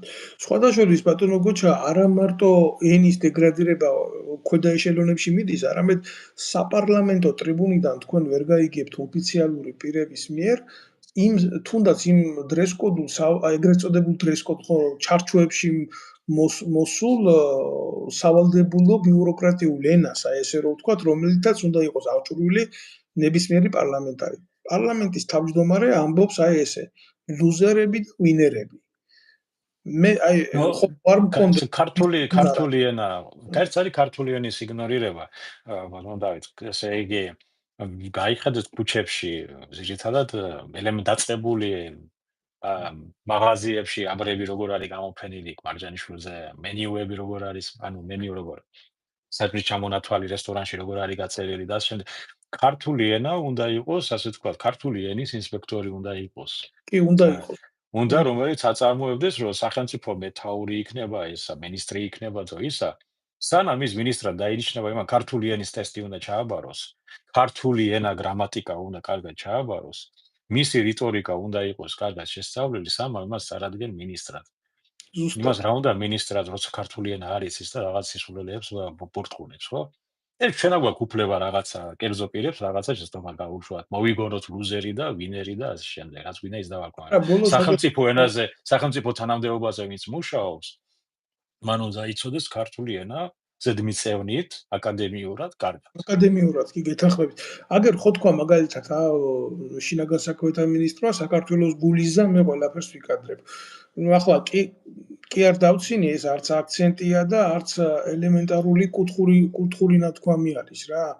ეს არის პროვინციული დიალექტიც არ არის, ეს არის ქუჩის მაბადიეთ რა, ესა კურილკის ენა. კურილკაში რო დადებიან, აი ხო ზუსტად ასე რაც პატრონია ის მისი მოსამსახურეები არიან. ზუსტად, აბსოლუტურად გეთანხმებით და ეგაა ტრაგედია, ეგ სერიოზული ტრაგედია. მე როგორ გინდა შენ მოთხოვო მარნეულში, როგორ გინდა მოთხოვო თქვათ დედოფლის წყაროში ან სხვაგან ეთნიკურ უმცირესობას შენ ენაზე ილაპარაკოს. ძალიან მარტივ მაგალითს მოვიყვან აქ საფრანგეთში ზოგადად ენის საკითხები ძალიან დიდი ყურადღების ქვეშ არის, ვერანაირ ნაბიჯს ვერ გააკეთებ, თუ რაღაცა დონეზე მაინც არ ფლობ სახელმწიფო ენას, ეს არის ფრანგული ენა. აი მაგალითად ისტორიულად აქ ესეთი დამწერლობაში ერთ-ერთი აქსონტი არის, რომლის ამოღებაზეც იყო ლაპარაკი და რომელიც 50 მილიონი евро შეღალაც მისცემდა სტამბას. გესმით? კატეგორიული სახელმწიფოს მისცემდა ამ ხელა შეღავაც, თუ იმ აქსონს, აი ესეთი პატარა დახრილი ხაზია ამოიღებდნენ. კატეგორიული წინააღმდეგი წავიდა მთელი ერი, რომ თავისი ღირებულება დაეკარგა, რომ ესეთი ცვლილება შესულიყო იქ. ფრანგული ენა ძალიან რთული ენა. რა მინდა იცი ამითი რომ თქვა, ჩვენთან ნინოწმინდაში სომხურ ენაზე ჩაატარეს საკრებულოს სხდომა. და ფაქტიურად ამაზე მე დასჯილი არავინ არ მინახია. თქვენ ვერ დაიკავებთ საფრანგეთში ვერანაირ სამსახურში თანამდებობის შესაბამის ვაკანტურ თანამდებობას. მინიმალურ ენას A2-ის დონეზე თუ არ ფლობთ. წარმოუდგენელია იქ ფრანგულ ადმინისტრაციაში იმუშაო თქვათ ძალოვან უწყებებში ან თუნდაც კერძო უსაფრთხოების სამსახურში თუ არ ფლობ უკვე საბაზისო ენას, რომელიც B1-დან C2-მდე მიდის. აი არ არის შექმნილი, ჩვენ გვყავდა პრეზიდენტი, რომელსაც ქართული ენა არ იცის. ჩვენ გვყავს ისეთი ადმინისტრაციული უწყების თანამშრომლები, რომლებმაც წერა-კითხვა არ იციან. ძუს ხუსგან ვერ არჩევენ, შუს წუსგან ვერ არჩევენ. სამწუხარო, ახლა მე თქვენც ამხელა საპასუხისმგებლო თანამდებობაზე იყავით არმიაში და იცით რა იქ რა განაჩნებაა, გესმით? ვის რა უნდა მოთხოვოთ, როდესაც სახელმწიფოებრივ დონეზე კი არ არის ლაპარაკი. ჩვეულებრივ დაწყებითი სკოლის მოსწავლეთა ინტელექტიც კი არ გააჩნიათ. გეტყვით, უარეს გეტყვით, ბატონო გოჩა. ცოლი წერდა ქმრის შესახებ, რომ ჩემ ქმარსო პერსპექტივა აქო დაზინაურებისო შინაგან საქმეთა სამინისტროშიო, მაგრამო საშუალო სკოლა არ აქვს დამთავრებული. ეს ტრაგედია არ არის? ეს ტრაგედია, რა ვიცი, ეს ტრაგედიაც არის სატირაც და იუმორიც, რა ვიცი, რაც გინდათ ის დაარქვით ახლა. ეს არის რეალობა საქართველოსი დღევანდელი და ეს არის შედეგი ბოლო 30 წლის განმავლობაში, რაც ხდებოდა საქართველოში, დეგრადაცია, განათლების და ცოდნის იგნორირება, ან საერთოდ განათლება საერთოდ მიგდებული არის საქართველოში, ეგრე გამოდის. იმიტომ რომ ამ სახელმძღვანელოებს როგორ წერენ, ან ვინ წერს საერთოდ სახელმძღვანელოს, რომ შეუძლია იმ ადამიანს დაწერო, რატო წერს ის მათემატიკის სახელმძღვანელოს ან ქართული ენის სახელმძღვანელოს. არავინ არ არსებობს, სისტემა აღარ არსებობს, მაგრამ კომუნისტებს კი ვაგინებთ, მაგრამ კომუნისტებს მას შექმნეს სისტემა. ხო, იმ სისტემაში ბატონო ის გოჩა, სისტემა თქვენ უმაღლესი იყო, გვიანს მართლა ძლიერი სისტემა იყო, მოგწონდა არ მოგწონდა, მაგრამ იმ სისტემამ წარმოშვა ბევრი მეცნიერი, ბევრი ტექნიკური მეცნიერი და ბევრი ადამიანი გაიზარდა და იმ დონეზეც ჩვენ კიდე 100 წელი კიდე ჯერ 100 წელი არა, მაგრამ მე 50 წელი კიდე ვერ მივალთ. იმ უკაცრავად დონეზე. გოჩა, თქვენ რომელ წლიანი ხართ? 72. ახლა თქვენ გაცილებით უფრო ახალგაზრდა კაცი ხართ, თვითონ მამაჩემი იყო ცხონებული, თქვენ კარგად გამყოფოთ, მაგრამ თქვენ ხო სტაბილურად მოესწარით კომუნიზმის მე არ ვლაპარაკობ იქ 80-იან წლებში ვსწავლობ 99 წელს დავამთავრე საშუალო სკოლა. კოსმოპოლიტიკურ გააზრებებს და მქონდათ, მაგრამ მე სპეციალურად რა არის ჩვენ მე უკვე ისეთ წლებში მომიწია საქართველოში 90-იანი წლები უკვე გონებაში რომ მოდიხარ ადამიანი რა არეულობის დაანგრევის თუმცა შემორჩენილი რაღაცა ბალავერი მაგრამ საკმარისია შეხვიდეთ საბჭოთა კავშირის დროინდელ ბიბლიოთეკაში ძალიან პატარა მაგალითს მოვიყვან რა სვანეთის ერთ-ერთი მიყრუებული სოფელია ახალშენი საიდანაც ჩემი მშობელი მამა სადაც დაიბადა და იცით რა არის აი ბიბლიოთეკა იყო ხელშეუხებელი რა და შემიყვანა ამ ბიბლიოთეკაში და მანახა სისტემა როგორ მუშაობს რა მიყრუებულ სოფელში დღეს მე მგონი მხოლოდ 2 მოსახლეა იქ დღესდღეობით დარჩენილი დაწყებული სერლინჯერი მარკ ტვენი თუნდაც აი თეკერეი გესმის და ეს სოფელში ეგრე იყო ახლა ჩემი სოფელი იყო ჭკვიანი სადაც გავიზარდე ზუსტად ვიცი ითარგმნებოდა ყველაფერი და მოდიოდა საკვებად და ეხლა შენ თუ გინდოდა კომუნისტური ლიტერატურის კითხვა შენ მაშინ იმის თუ წაიკითხავ მარკ ტვენს თეკერეის ბულგაკოვს ხო და ბულგაკოვის ოსტატ და მარგარიტას თუ წაიკითხავ მე აღარ მოგინდება იმის სურვილი თქვა ბულგაკოვის ისეთი ნაწარმოები წაიკითხო რომელიც კომუნისტურ პარტიას გაადიდებს გამიგე შენ წიგნი ქმნის ინტელექტუალურ ადამიანად რომელსაც გიმუშავებს ისეთ განცდებს, ისეთ შეხედულებას, ისეთ მსოფლმხედველობას, კარგისა და ცუდის, შავისა და თეთრის გარჩევის უნარს დღეს ეს უნარი მომსპარია. საქართველოში დღეს არ არსებობს თანამედროვე ლიტერატურა, სადაც შეგიძლია თქვა, ეს არის თეთრი, ეს არის შავი, რატო იცი ყველა შავია. იმიტომ რომ სახელმწიფო პოლიტიკა არ არის მოსახლეობა გახდეს განათლებული ადამიანები. ზუსტად სახელმწიფო პოლიტიკა არის მოსახლეობა იყოს მაქსიმალურად მოსამსახურე და თუ გინდა რომ რაღაცას მიაღწიო, გადაიხადე ფული და მიიღე დიპლომი და მერე შეიძლება ნაცნობობით რაღაცა გამოგივიდეს. ой, შეიძლება. ეს არის მთელი პოლიტიკა მეტერაფერი. ესეთი ცუდები თუ იყვნენ ეს კომუნისტები, ხო? აი როგორ დაუშვეს მაგალითად ჯერომ სელინჯერის თამაში ჭვავის ხანაში, ხო? სოფლიო კლასიკაა რა. ამას საზღვრები არა აქვს ამ ციგნს რა. როცა იკითხოთ ამ ციგნს ჰემინგუეი რატო დაუშვეს რა? ჰემინგუეი არის კლასიკური, აი ბალზაკი რატო დაუშვეს? რატო დაუშვეს მსოფლიო ლიტერატურის ისეთი მაღალი ინტელექტუალური საკვები, რომელიც და სინამდვილე უნდა ითქვა საბჭოთა კავშირის სისტემა, სწავლის სისტემა ამერიკამ გადაიღო. როდესაც საბჭოთა კავშირმა კოსმოსში დაასწრო ამერიკის შეერთებულ შტატებს თავისი ემისრის გაგზავნა გაგარინის სახით, თქვეს, მაშინ NASA-ში თქვეს, რომ ჩვენ აქ კი არ წავაგეთო ესომეო, არამედ საკლასო მერხებზე წავაგეთ ესომეო რა. აი ეს უნდა კი, ეგრე არის. ახლა აქ სისტემა მაგალითად აი ამერიკის საჯარო სკოლები ისე არის მოწყობილი, რომ ახლა როგორ გითხრათ, ბავშვმა ჰქონდეს იმდენი უნარჩვევები, რომ გაიზრდება, იყოს კაი მოსამსახურე, კაი მუშა, კაი რაღაცა ელექტრიკოსი, კაი სანტექნიკოსი და ასე შემდეგ. საფრთხე მაგრამ ისე არის თუ ყოველ სწავლა უნდა, არის კერძო სკოლები. კერძო სკოლებში ძირითადად არის აი ყოფილი საბჭოთა სისტემა დანერგილი. თუ ძვირია იქ სწავლა, წარმოიდგინეთ რა მქონდა ძვირი. ბრიტანეთშიც ეგრე, რაც არ უნდა იყოს ბატონ დავით, აი სახელმწიფოს არ აქვს ჩვენ მოსახლეობისთვის ზრუნვის არანაირი, ასე ვთქვათ, განწყობა, ანუ მოსახლეობის არაფერს არ აკეთებს. აი თქვენ ბრძანეთ იმ მიყრუებულ სოფელში იყოს ბიბლიოთეკა. მე რატო ყველა სოფელში იყო მეტნაკლებად ბიბლიოთეკა. თუნდაც იმ სოფელში სადაც მე გავიზარდე, ბიბლიოთეკაც იყო, იქ სკოლაც იყო და მდიდარი იყო სოფელი. დიდარი და მდიდარი იყო, აბარებდა იქ, ფერმაც ჰქონდა იქ, რა ვიცი მე, ყოველ წელიწადს აბარებდნენ ხილს, რა ვიცი, 1000 რაღაცას აბარებდნენ და სოფელი ცხოვრობდა ამით. მაშინ იმ კომუნისტების დროს. და ბიბლიოთეკა ძალიან დიდარი იყო მაშინ და ეხლა პირიქით ეხლა იგნორირებულია ეს ყველაფერი. სოფელი არ არის, სოფელს წაართვეს, სოფელმა არ იცის საკუთარი საზღვარი სად არის. რა შეიძლება გაკეთდეს? მიწები დარიგებულია ღმერთმა იცის რისზე. და არ ვითარდება სახელმწიფო არ ავალდებულებს, რომ ის მიწები, რომლებიც აიღეს სასოფლო-სამეურნეო მიწები, რომ განავითაროს.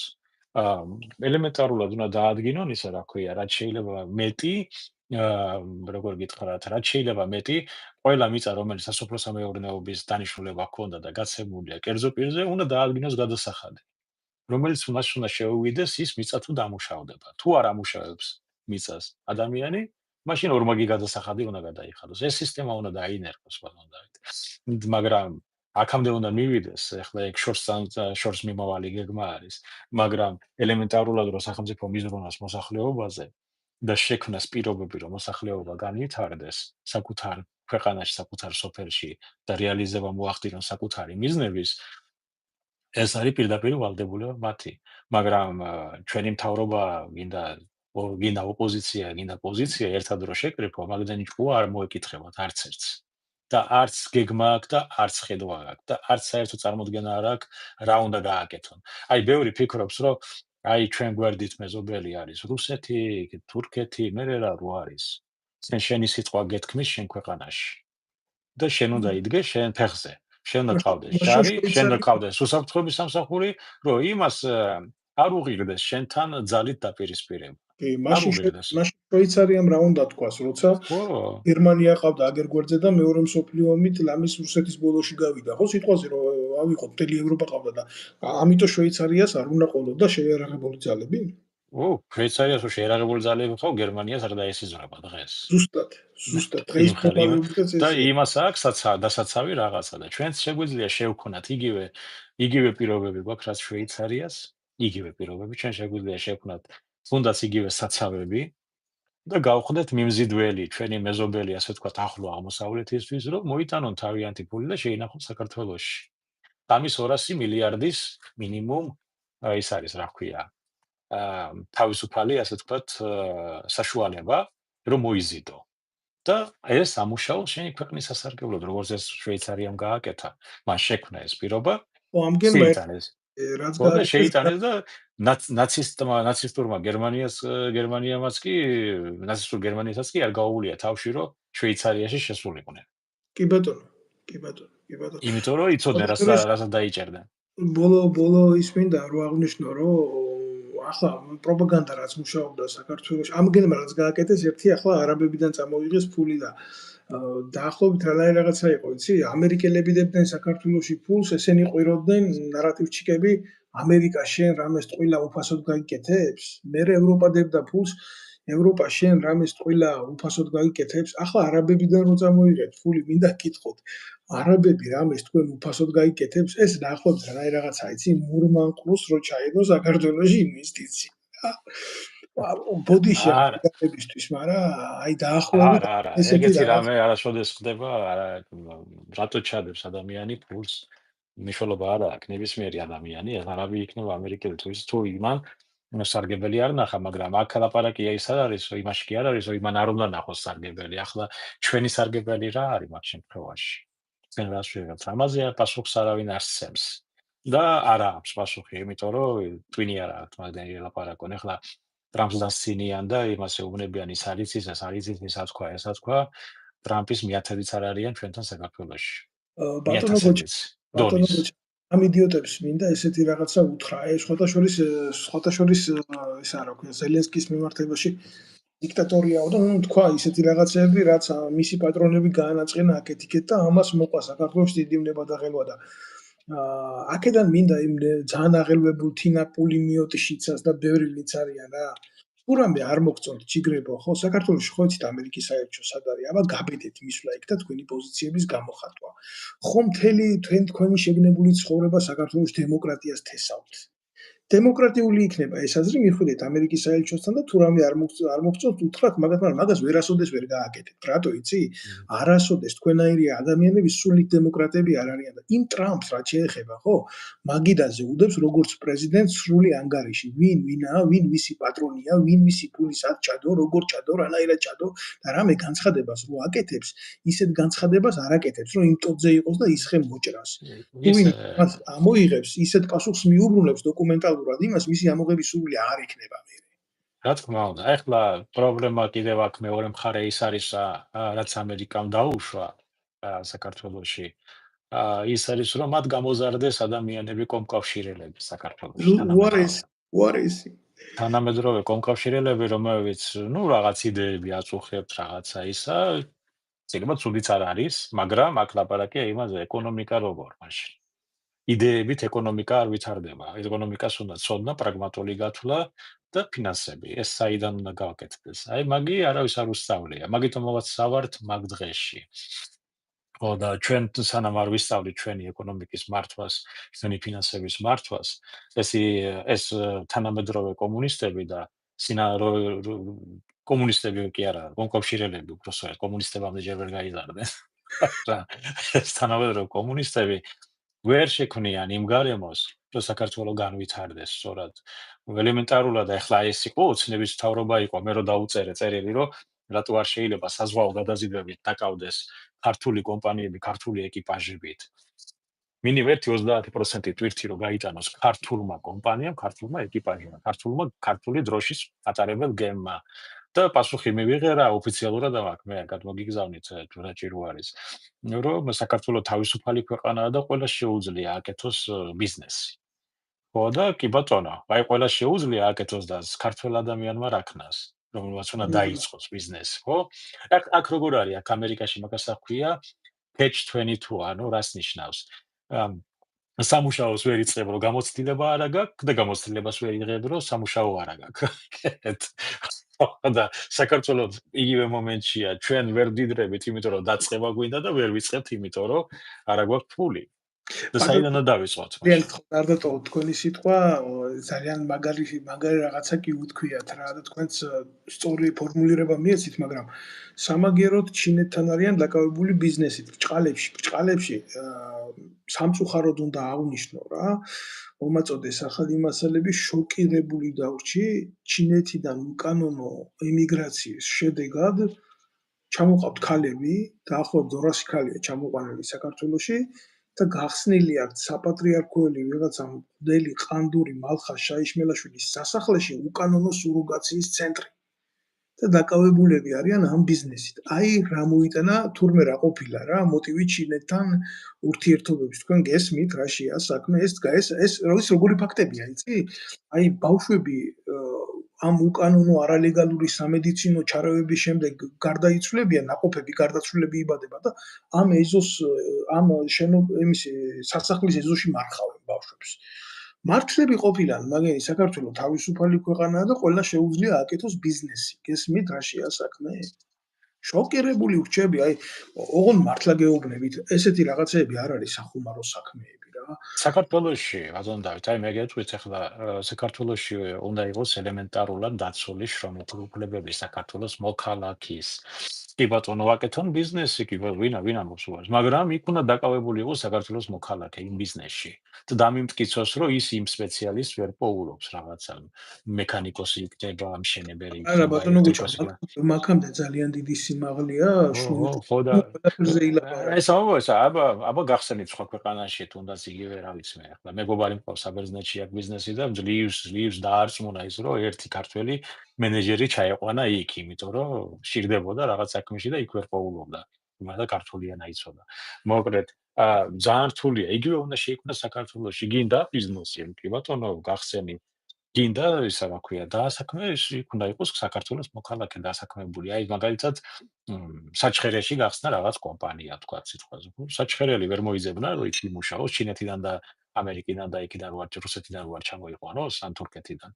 მაგიტომაც ეს სახელმწიფოს ვალია ეს გააკეთოს, რომ საქართველოს მოქალაქე იყოს ის დაკავებული და შესაბამისი ანაზღაურებითაც, ანუ საათობრივად უნდა იქონდეს ის მინიმუმი ანაზღაურება, რომელიც დაწესებული უნდა იყოს საქართველოში და საბოლოო ჯამში არ უნდა იყოს იმაზე ნაკლები, რაც ევროპაშია. არა, იმიტომ რომ ოღონდ საქართველოში აი ილაპარაკე ტრამპზე, ილაპარაკე ზელენსკის რა უთხრა, მერე ევროპაში ვიღაცამ რა უთხრა ტრამპს, ყველაფერზე ილაპარაკე, ხსნილია.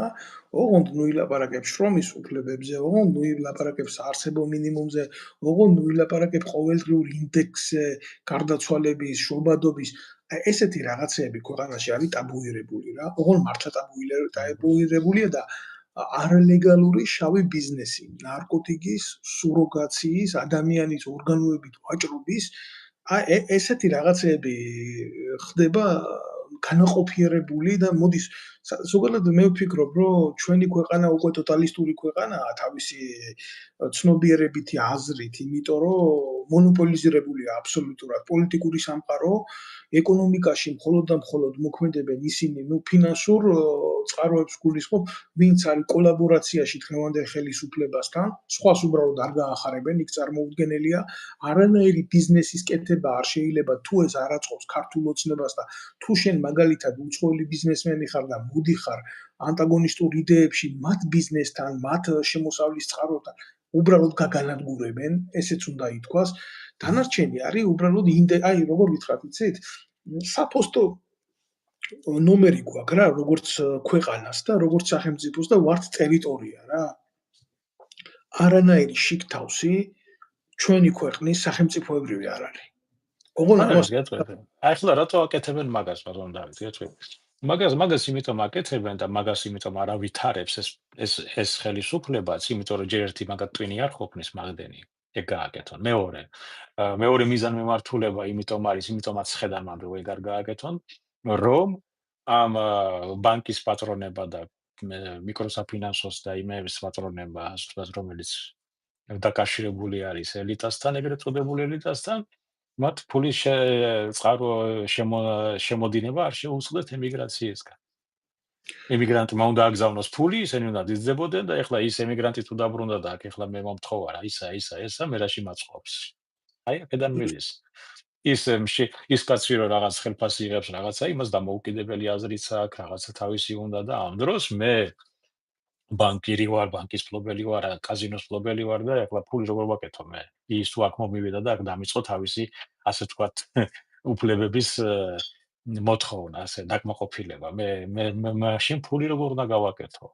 ზუსტად. ანუ, მაგრამ იმას არ ფიქრობენ, რომ რამდენი წლის არის იგივე ივანიშვილი, ბატონო დავით. 1-10 წელი კიდე ღმერთმა კარგად ამყოფოს კიდე, მაგრამ უნდა წავიდეს პაპა ჩემ მოსესთან ხო არ წაიღებს თელ ფულს, ხო? იქით ხარეზე. ვერავინ ვერ წაიღებს ვერაფერს და ხალხს ხო უნდა იბრუნონ. იმიტომ თქვენ აიღეთ 1800 წელს რამდენი მილიონერი იყო თბილისში. მათი ქონება ვინმე შერჩა საერთოდ.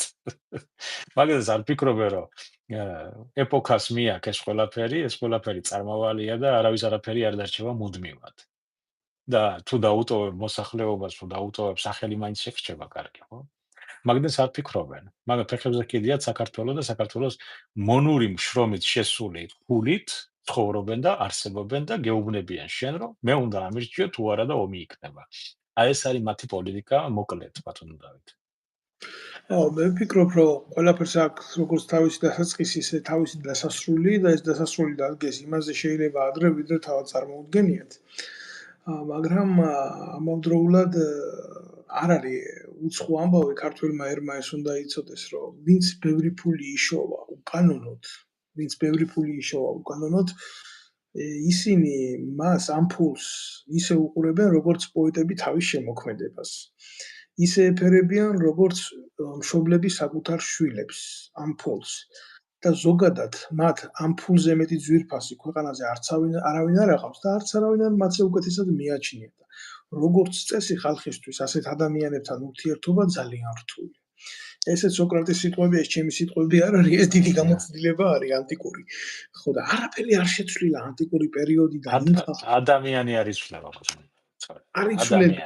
არ იცვლებიან. ეს არის ჩვეულებრივი კლასიკური ფორმულა და მოვლენა და ივანიშვილიც ახლა წარმოადგენს ერთ-ერთი ესეთი თანაც ისეთ ადგილზე უდგას თავისი სასახლე, ადრე აღამახმად ხანს რო ტახტიედო, იქ თბილისი რო იყო დაპყრობილი. ხო და არის რაღაცა სიმბოლური ფესვები მის ცხოვრებაში. მე ვფიქრობ, რომ ეს ადამიანი ტრაგიკული პიროვნება, ტრაგიკული მოვლენაა და ამას მისი ბოლო გვიჩვენებს დამიჯერეთ რა, დამთავრებული ეგვიპტის პირამიდები ვინც ააშენა, იმათ იყოფა დამთავრდა ბოლოს და ბოლოს ივანიშვილი კი არა. უბრალოდ სანახავი იქნება ერისთვის საინტერესოდ თუ რა მოუვა მთელ ამ ჯაბახანას, როდესაც ფარაონის გარეშე დარჩებიან. და დარჩებიან ისინი აუცილებლად ამ ფარაონის გარეშე. ეს მოხდება აუცილებლად კი. უბრალოდ მე ვისი მეშინია, იცით ბატონო გოჩა, როდესაც ესენი აგრეთ უკვე დარჩებიან ფარაონის გარეშე, აი მერე აიშველება ჩვენ ქვეყანას და მერე საწაიყო. მაგაზე უნდა ფიქრობდნენ დღესვე, იმიტომ რომ ქვეყანა მაშინ არის ძლიერი, ბატონო დაიც, როცა საზოგადოება არის ძლიერი. და საზოგადოება მაშინ არის ძლიერი, როცა არის დემოკრატიული მართლობა, როცა არის ძლიერი ეკონომიკა, როცა ძლიერი ფინანსური სისტემა არის. და ამ შემთხვევაში შენ მართლს არ გეშინია, რომ გახვალ პენსიაზე, ან გადახვალ იმაში ოპოზიციაში, ან უბრალოდ გახვალ სამოქალაქო ცხოვრებას, კერძო ცხოვრებას გააგრძელებ, არ გეშინია, რომ რამე დაგაკლდება და პირიქით შეიძლება უფრო მე შეგემატოს მეც.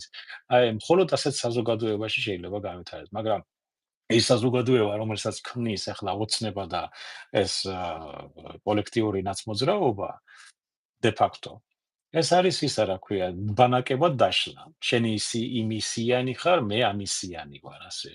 იგინი და აგენი, ასე თქვა. იგინი და აგენი და იმის ხო და ამ დონეზე მართავენ სახელმწიფოს. რა თქმა უნდა, ერთი რო წავა, მეორე საკუჩი და კომბალით დაუწყებს დევნას. მერე ის წავა, მერე ის მოვა და ესე გაგრძელება ჯაჭვური რეაქციით უსასრულობამდე, სანამ, მაგრამ სამოქალაქო საზოგადოება თუ ფეხზე დგას და ძლიერი არის. ამას არასოდეს არ დაუშვებს.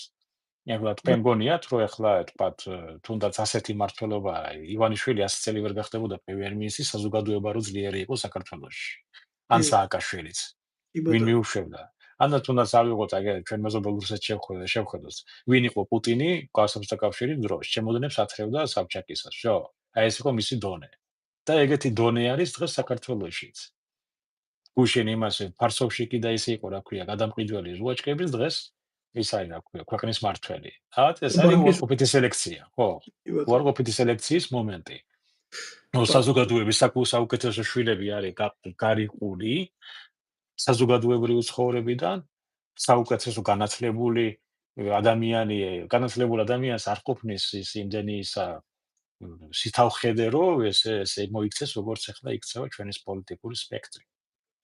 ბატონო გოჩა, სანამდე დავასრულებდით საუბარს, ძალიან ბევრი გამომწერია ჩემი, იქიდან დარწმუნებული ვარ, უშიშროების სამინისტროდან არიან კიდე ბევრი აქ რო აწკაბუნებენ ნარატივს და ესა რა უძახიო კაცო, ამ კაცო ქართველიო, სადაური ქართველიაო, ეტრიაკოვი არისო და ძალიან გთხოვთ ერთი ამ ბრიყვებს, უთხარით თქვენი წარმოშვების შესახებ რა, რანაირად. რეალურად ეს გვარი შეცვლილი შემიცვალეს შემამშობლებმა, მე კიდევ 4 წელს ვიყავი მაშინ. არ ვიცი 74 თუ 75 წელს. მოხდა ისე და მამინაცვლის გვარზე გადამეყვანეს. თქვენი გვარი და მე თელი ცხოვრება ესე იყო და მე ახლა რა უნდა შეცვალო ახლა დაწყებული ატესტატი, დიპლომი, ყველაფერი და სინამდვილეში ჩემი გვარი არის, მე სუფთა ასე ვთქვათ, ფშავ-ხევსურეთის წარმომადგენელი ვარ და არავის არაფერი შეეშალოს. აი, თქვენ აბიტურიენტები ის ვინც მე მოქალაქეობა წამართავდა მტრებისიაში ჩამწერა, ეს მხოლოდ მანქურთების გაკეთებული არის და იმ თავის მთავარ მანქურთი ვინც არის, ჯერ არ ამცალია, მაგრამ როცა მოვიცლი, მაგათ თავებს დავაჭრი არაგვზე. აი მაგას შეუსრულებს უყველას. რუსებს აქვთ ესეთი გამოთქმა, ტოლკა ხრაბრიცი ბაკარიაუდ მარია.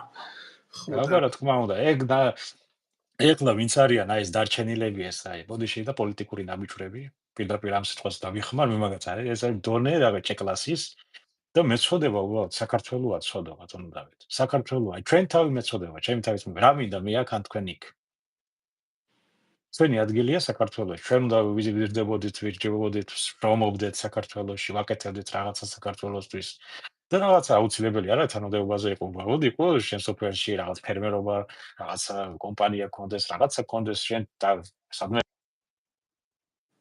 ახლა то გაითიშა გესმით ბატონო გუჯა ჩემი სამწუხაროდ გაითიშა აუწყებლობა არ მოეწონათ ეთყობა უშიშროების სამინისტროდან არ მათ ნარატივს უპასუხე ბატონო გუჯა გესმით ჩემი არ არის პრობლემა თუ არ გესმით ჩემი ხო აი რაშია საქმე რა ეს კაცი იყო საქართველოს საზღვაო ძალების სარდალი ამსახურები აქ ატომურ წყალქვეშა სამხედრო გემზე არის მისი ქვეყნის გამოვედი ეთყობა ტექნიკური რაღაცა არ ვიცი მე მეც კარგად მესმოდა თქვენ ყველამ ხო პამეხებს უშვებენ ეთყობა ჩვენი მეგობარი უწყებიდან იქიდან ხო და არ ვიცი ეხლა როგორ აი მე იმას დავამთავრე ალბათ რა ჩვენ უნდა ვიყოთ საქართველოს ჩვენ უნდა ზრუნავდეთ საქართველოსთვის რამე რომ მოხდება იარაღი ჩვენ უნდა ავიღოთ ჩვენი სახლი ჩვენი მამული ჩვენი დასაცავი არის ვინ მნიშვნელობა არ აქვს ტრამპი პუტინს ასე თქვის და პუტინი სი ძინპინთან როგორ ჩაეხუტება და ასე ეს არის სოფლიობისა და ჩვენ ვართ პატარა ქვეყანა და პატარა ერი და ამ ამაში ჩვენ უნდა მერა ბატონო გოჩა სუბელიან ნერვიულობს ნუ არა უშაკაც ყველას თავისი მისა აქვს რა ქვია ნუ დაგავიწყდება ბატონო დავით რომ ასევე ქართველი ადამიანი ბუნებით ჩვენ ვართ გლობალისტები ჩვენ ვართ კაბალა ჩვენი დაწერილი არის ჩვენი ისტორია კარგად ნავისვენებთ ჩვენ უნდა სწორად გამოვიყენოთ ეს ტენდენციები და ჩვენ უნდა გამოვიყენოთ გინდა ამერიკა, გინდა რუსეთი და გინდა ანტარქტიდა, რა ვიცი, რაც გინდა. ჩვენ ინტერესებიდან გამომდინარე უნდა გავაკეთოთ ყველაფერი. ამას კიდე ცოდნა უნდა, ამას უნდა სწორი გათვლები, ამას უნდა სპეციალისტები, ყველაფრის ცოდნა შეუძლებელია. მე თქვა ზღვასთან რაღაც არ მაქვს შეხება, სხვა საქმეში მე ზღვის არასოდეს არ ჩავყობ. ყველას ეს შეგნება უნდა გქონდეს. არ შეიძლება ყველაფრისთი იყო.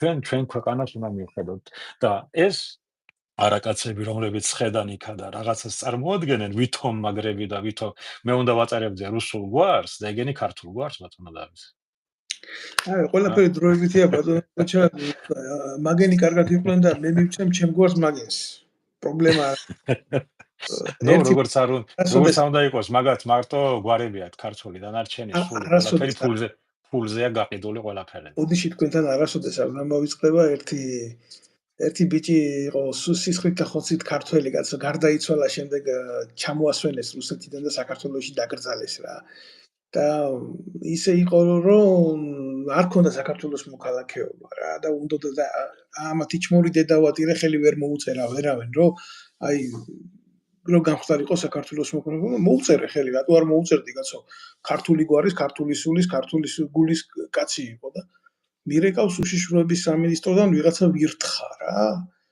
ხო და მეუნება შენ მოუწერეო ხელიო აი როგორ იცი ახლა ბიჭო არ უთქვია მაგრამ აი როგორ იცი გონორს ხო აი ტონს ხო ატყობ რა რო თელი ცხოვრება და იქ კონდა იმ ბიჭთა ცხოვრები იმიტომ რომ მშობლები იქეთ იყვნენ გადასული და სული გული ქართული კონდა ქართულად ლაპარაკობდა მართლმადიდებელი კაცი აქ სოფელი კონდა ხო და ხო მე მოუწერე მე უთხარი ხარ მერე იცნობო შენო მაგას აბა მე უთხარი თუ არ ვიცნობ შენ მითხარი ცუდი რა გააკეთა ჩვენ ქვეყანასთან მიმართებაში არაო იცი რაო ხო რა მე უთხარი ვერაფერს ვერ მეუბნება გესმით და შენი სახელი მითხარი მე უთხარი ერთი გენაცვალე არაო მაგასო რა მნიშვნელობა საიდან მირეკავ უთხარი უშიშროების სამინისტროდან გირეკავდა მომისმინე შედედა მოტყნულო მე უთხარი ამდენ ირანელს და თურქს რომ მიეცი საქართველოს მოქალაქეობა მაშინ არ ქონდა ამხელა ემოცია მე უთხარი და ქართულ კაც თუ იმაზე მოუწერე ხელი საქართველოს მოქალაქეობა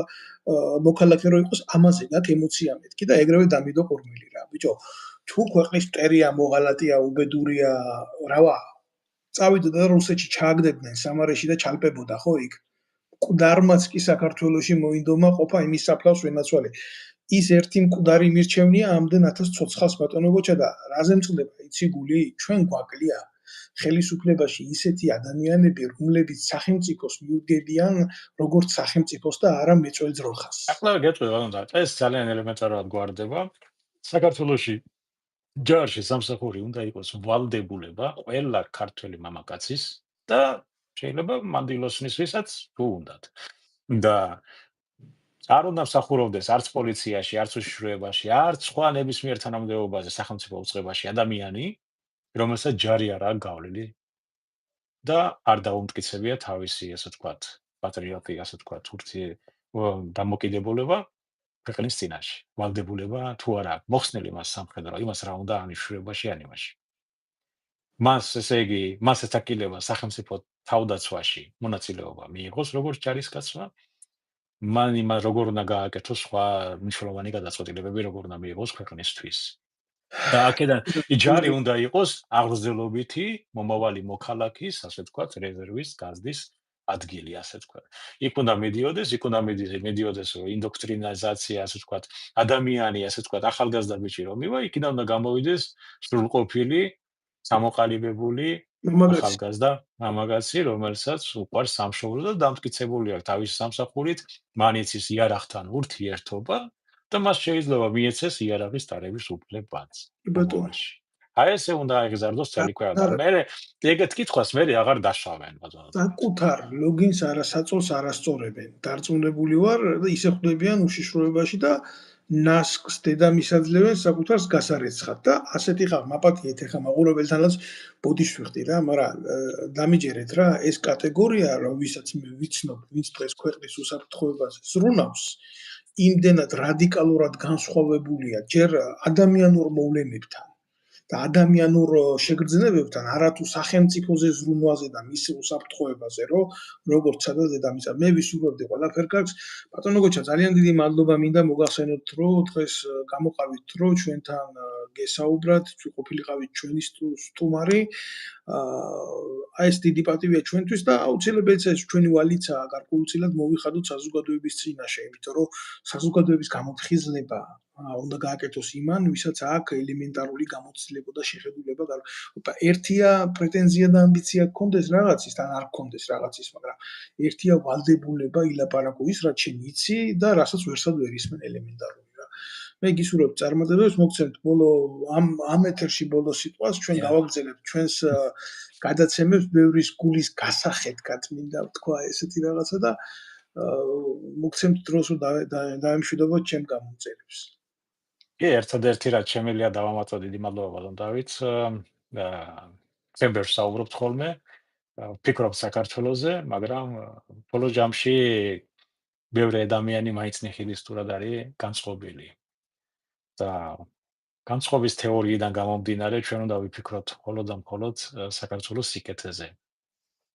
და აქედან გამომდინარე, ჩვენ უნდა ვიმოქმედოთ მხოლოდ საქართველოს ინტერესებიდან გამომდინარე მომავალში, თუ ქვეყნის გარეთ ვართ. თუ ქვეყნის შიგნით ვართ, მით უმეტეს უნდა ვიფიქროთ, ვის ვაძლევთ უფლებას მართოს ქვეყანა. ვინ დგას იქა? ვინ არის ის ადამიანები? რა დამსახურება აქვთ მათ ქვეყნის წინაშე? საკუთარი ხალხის წინაშე, საკუთარი სოფლის წინაშე, საკუთარი ქალაქის წინაშე.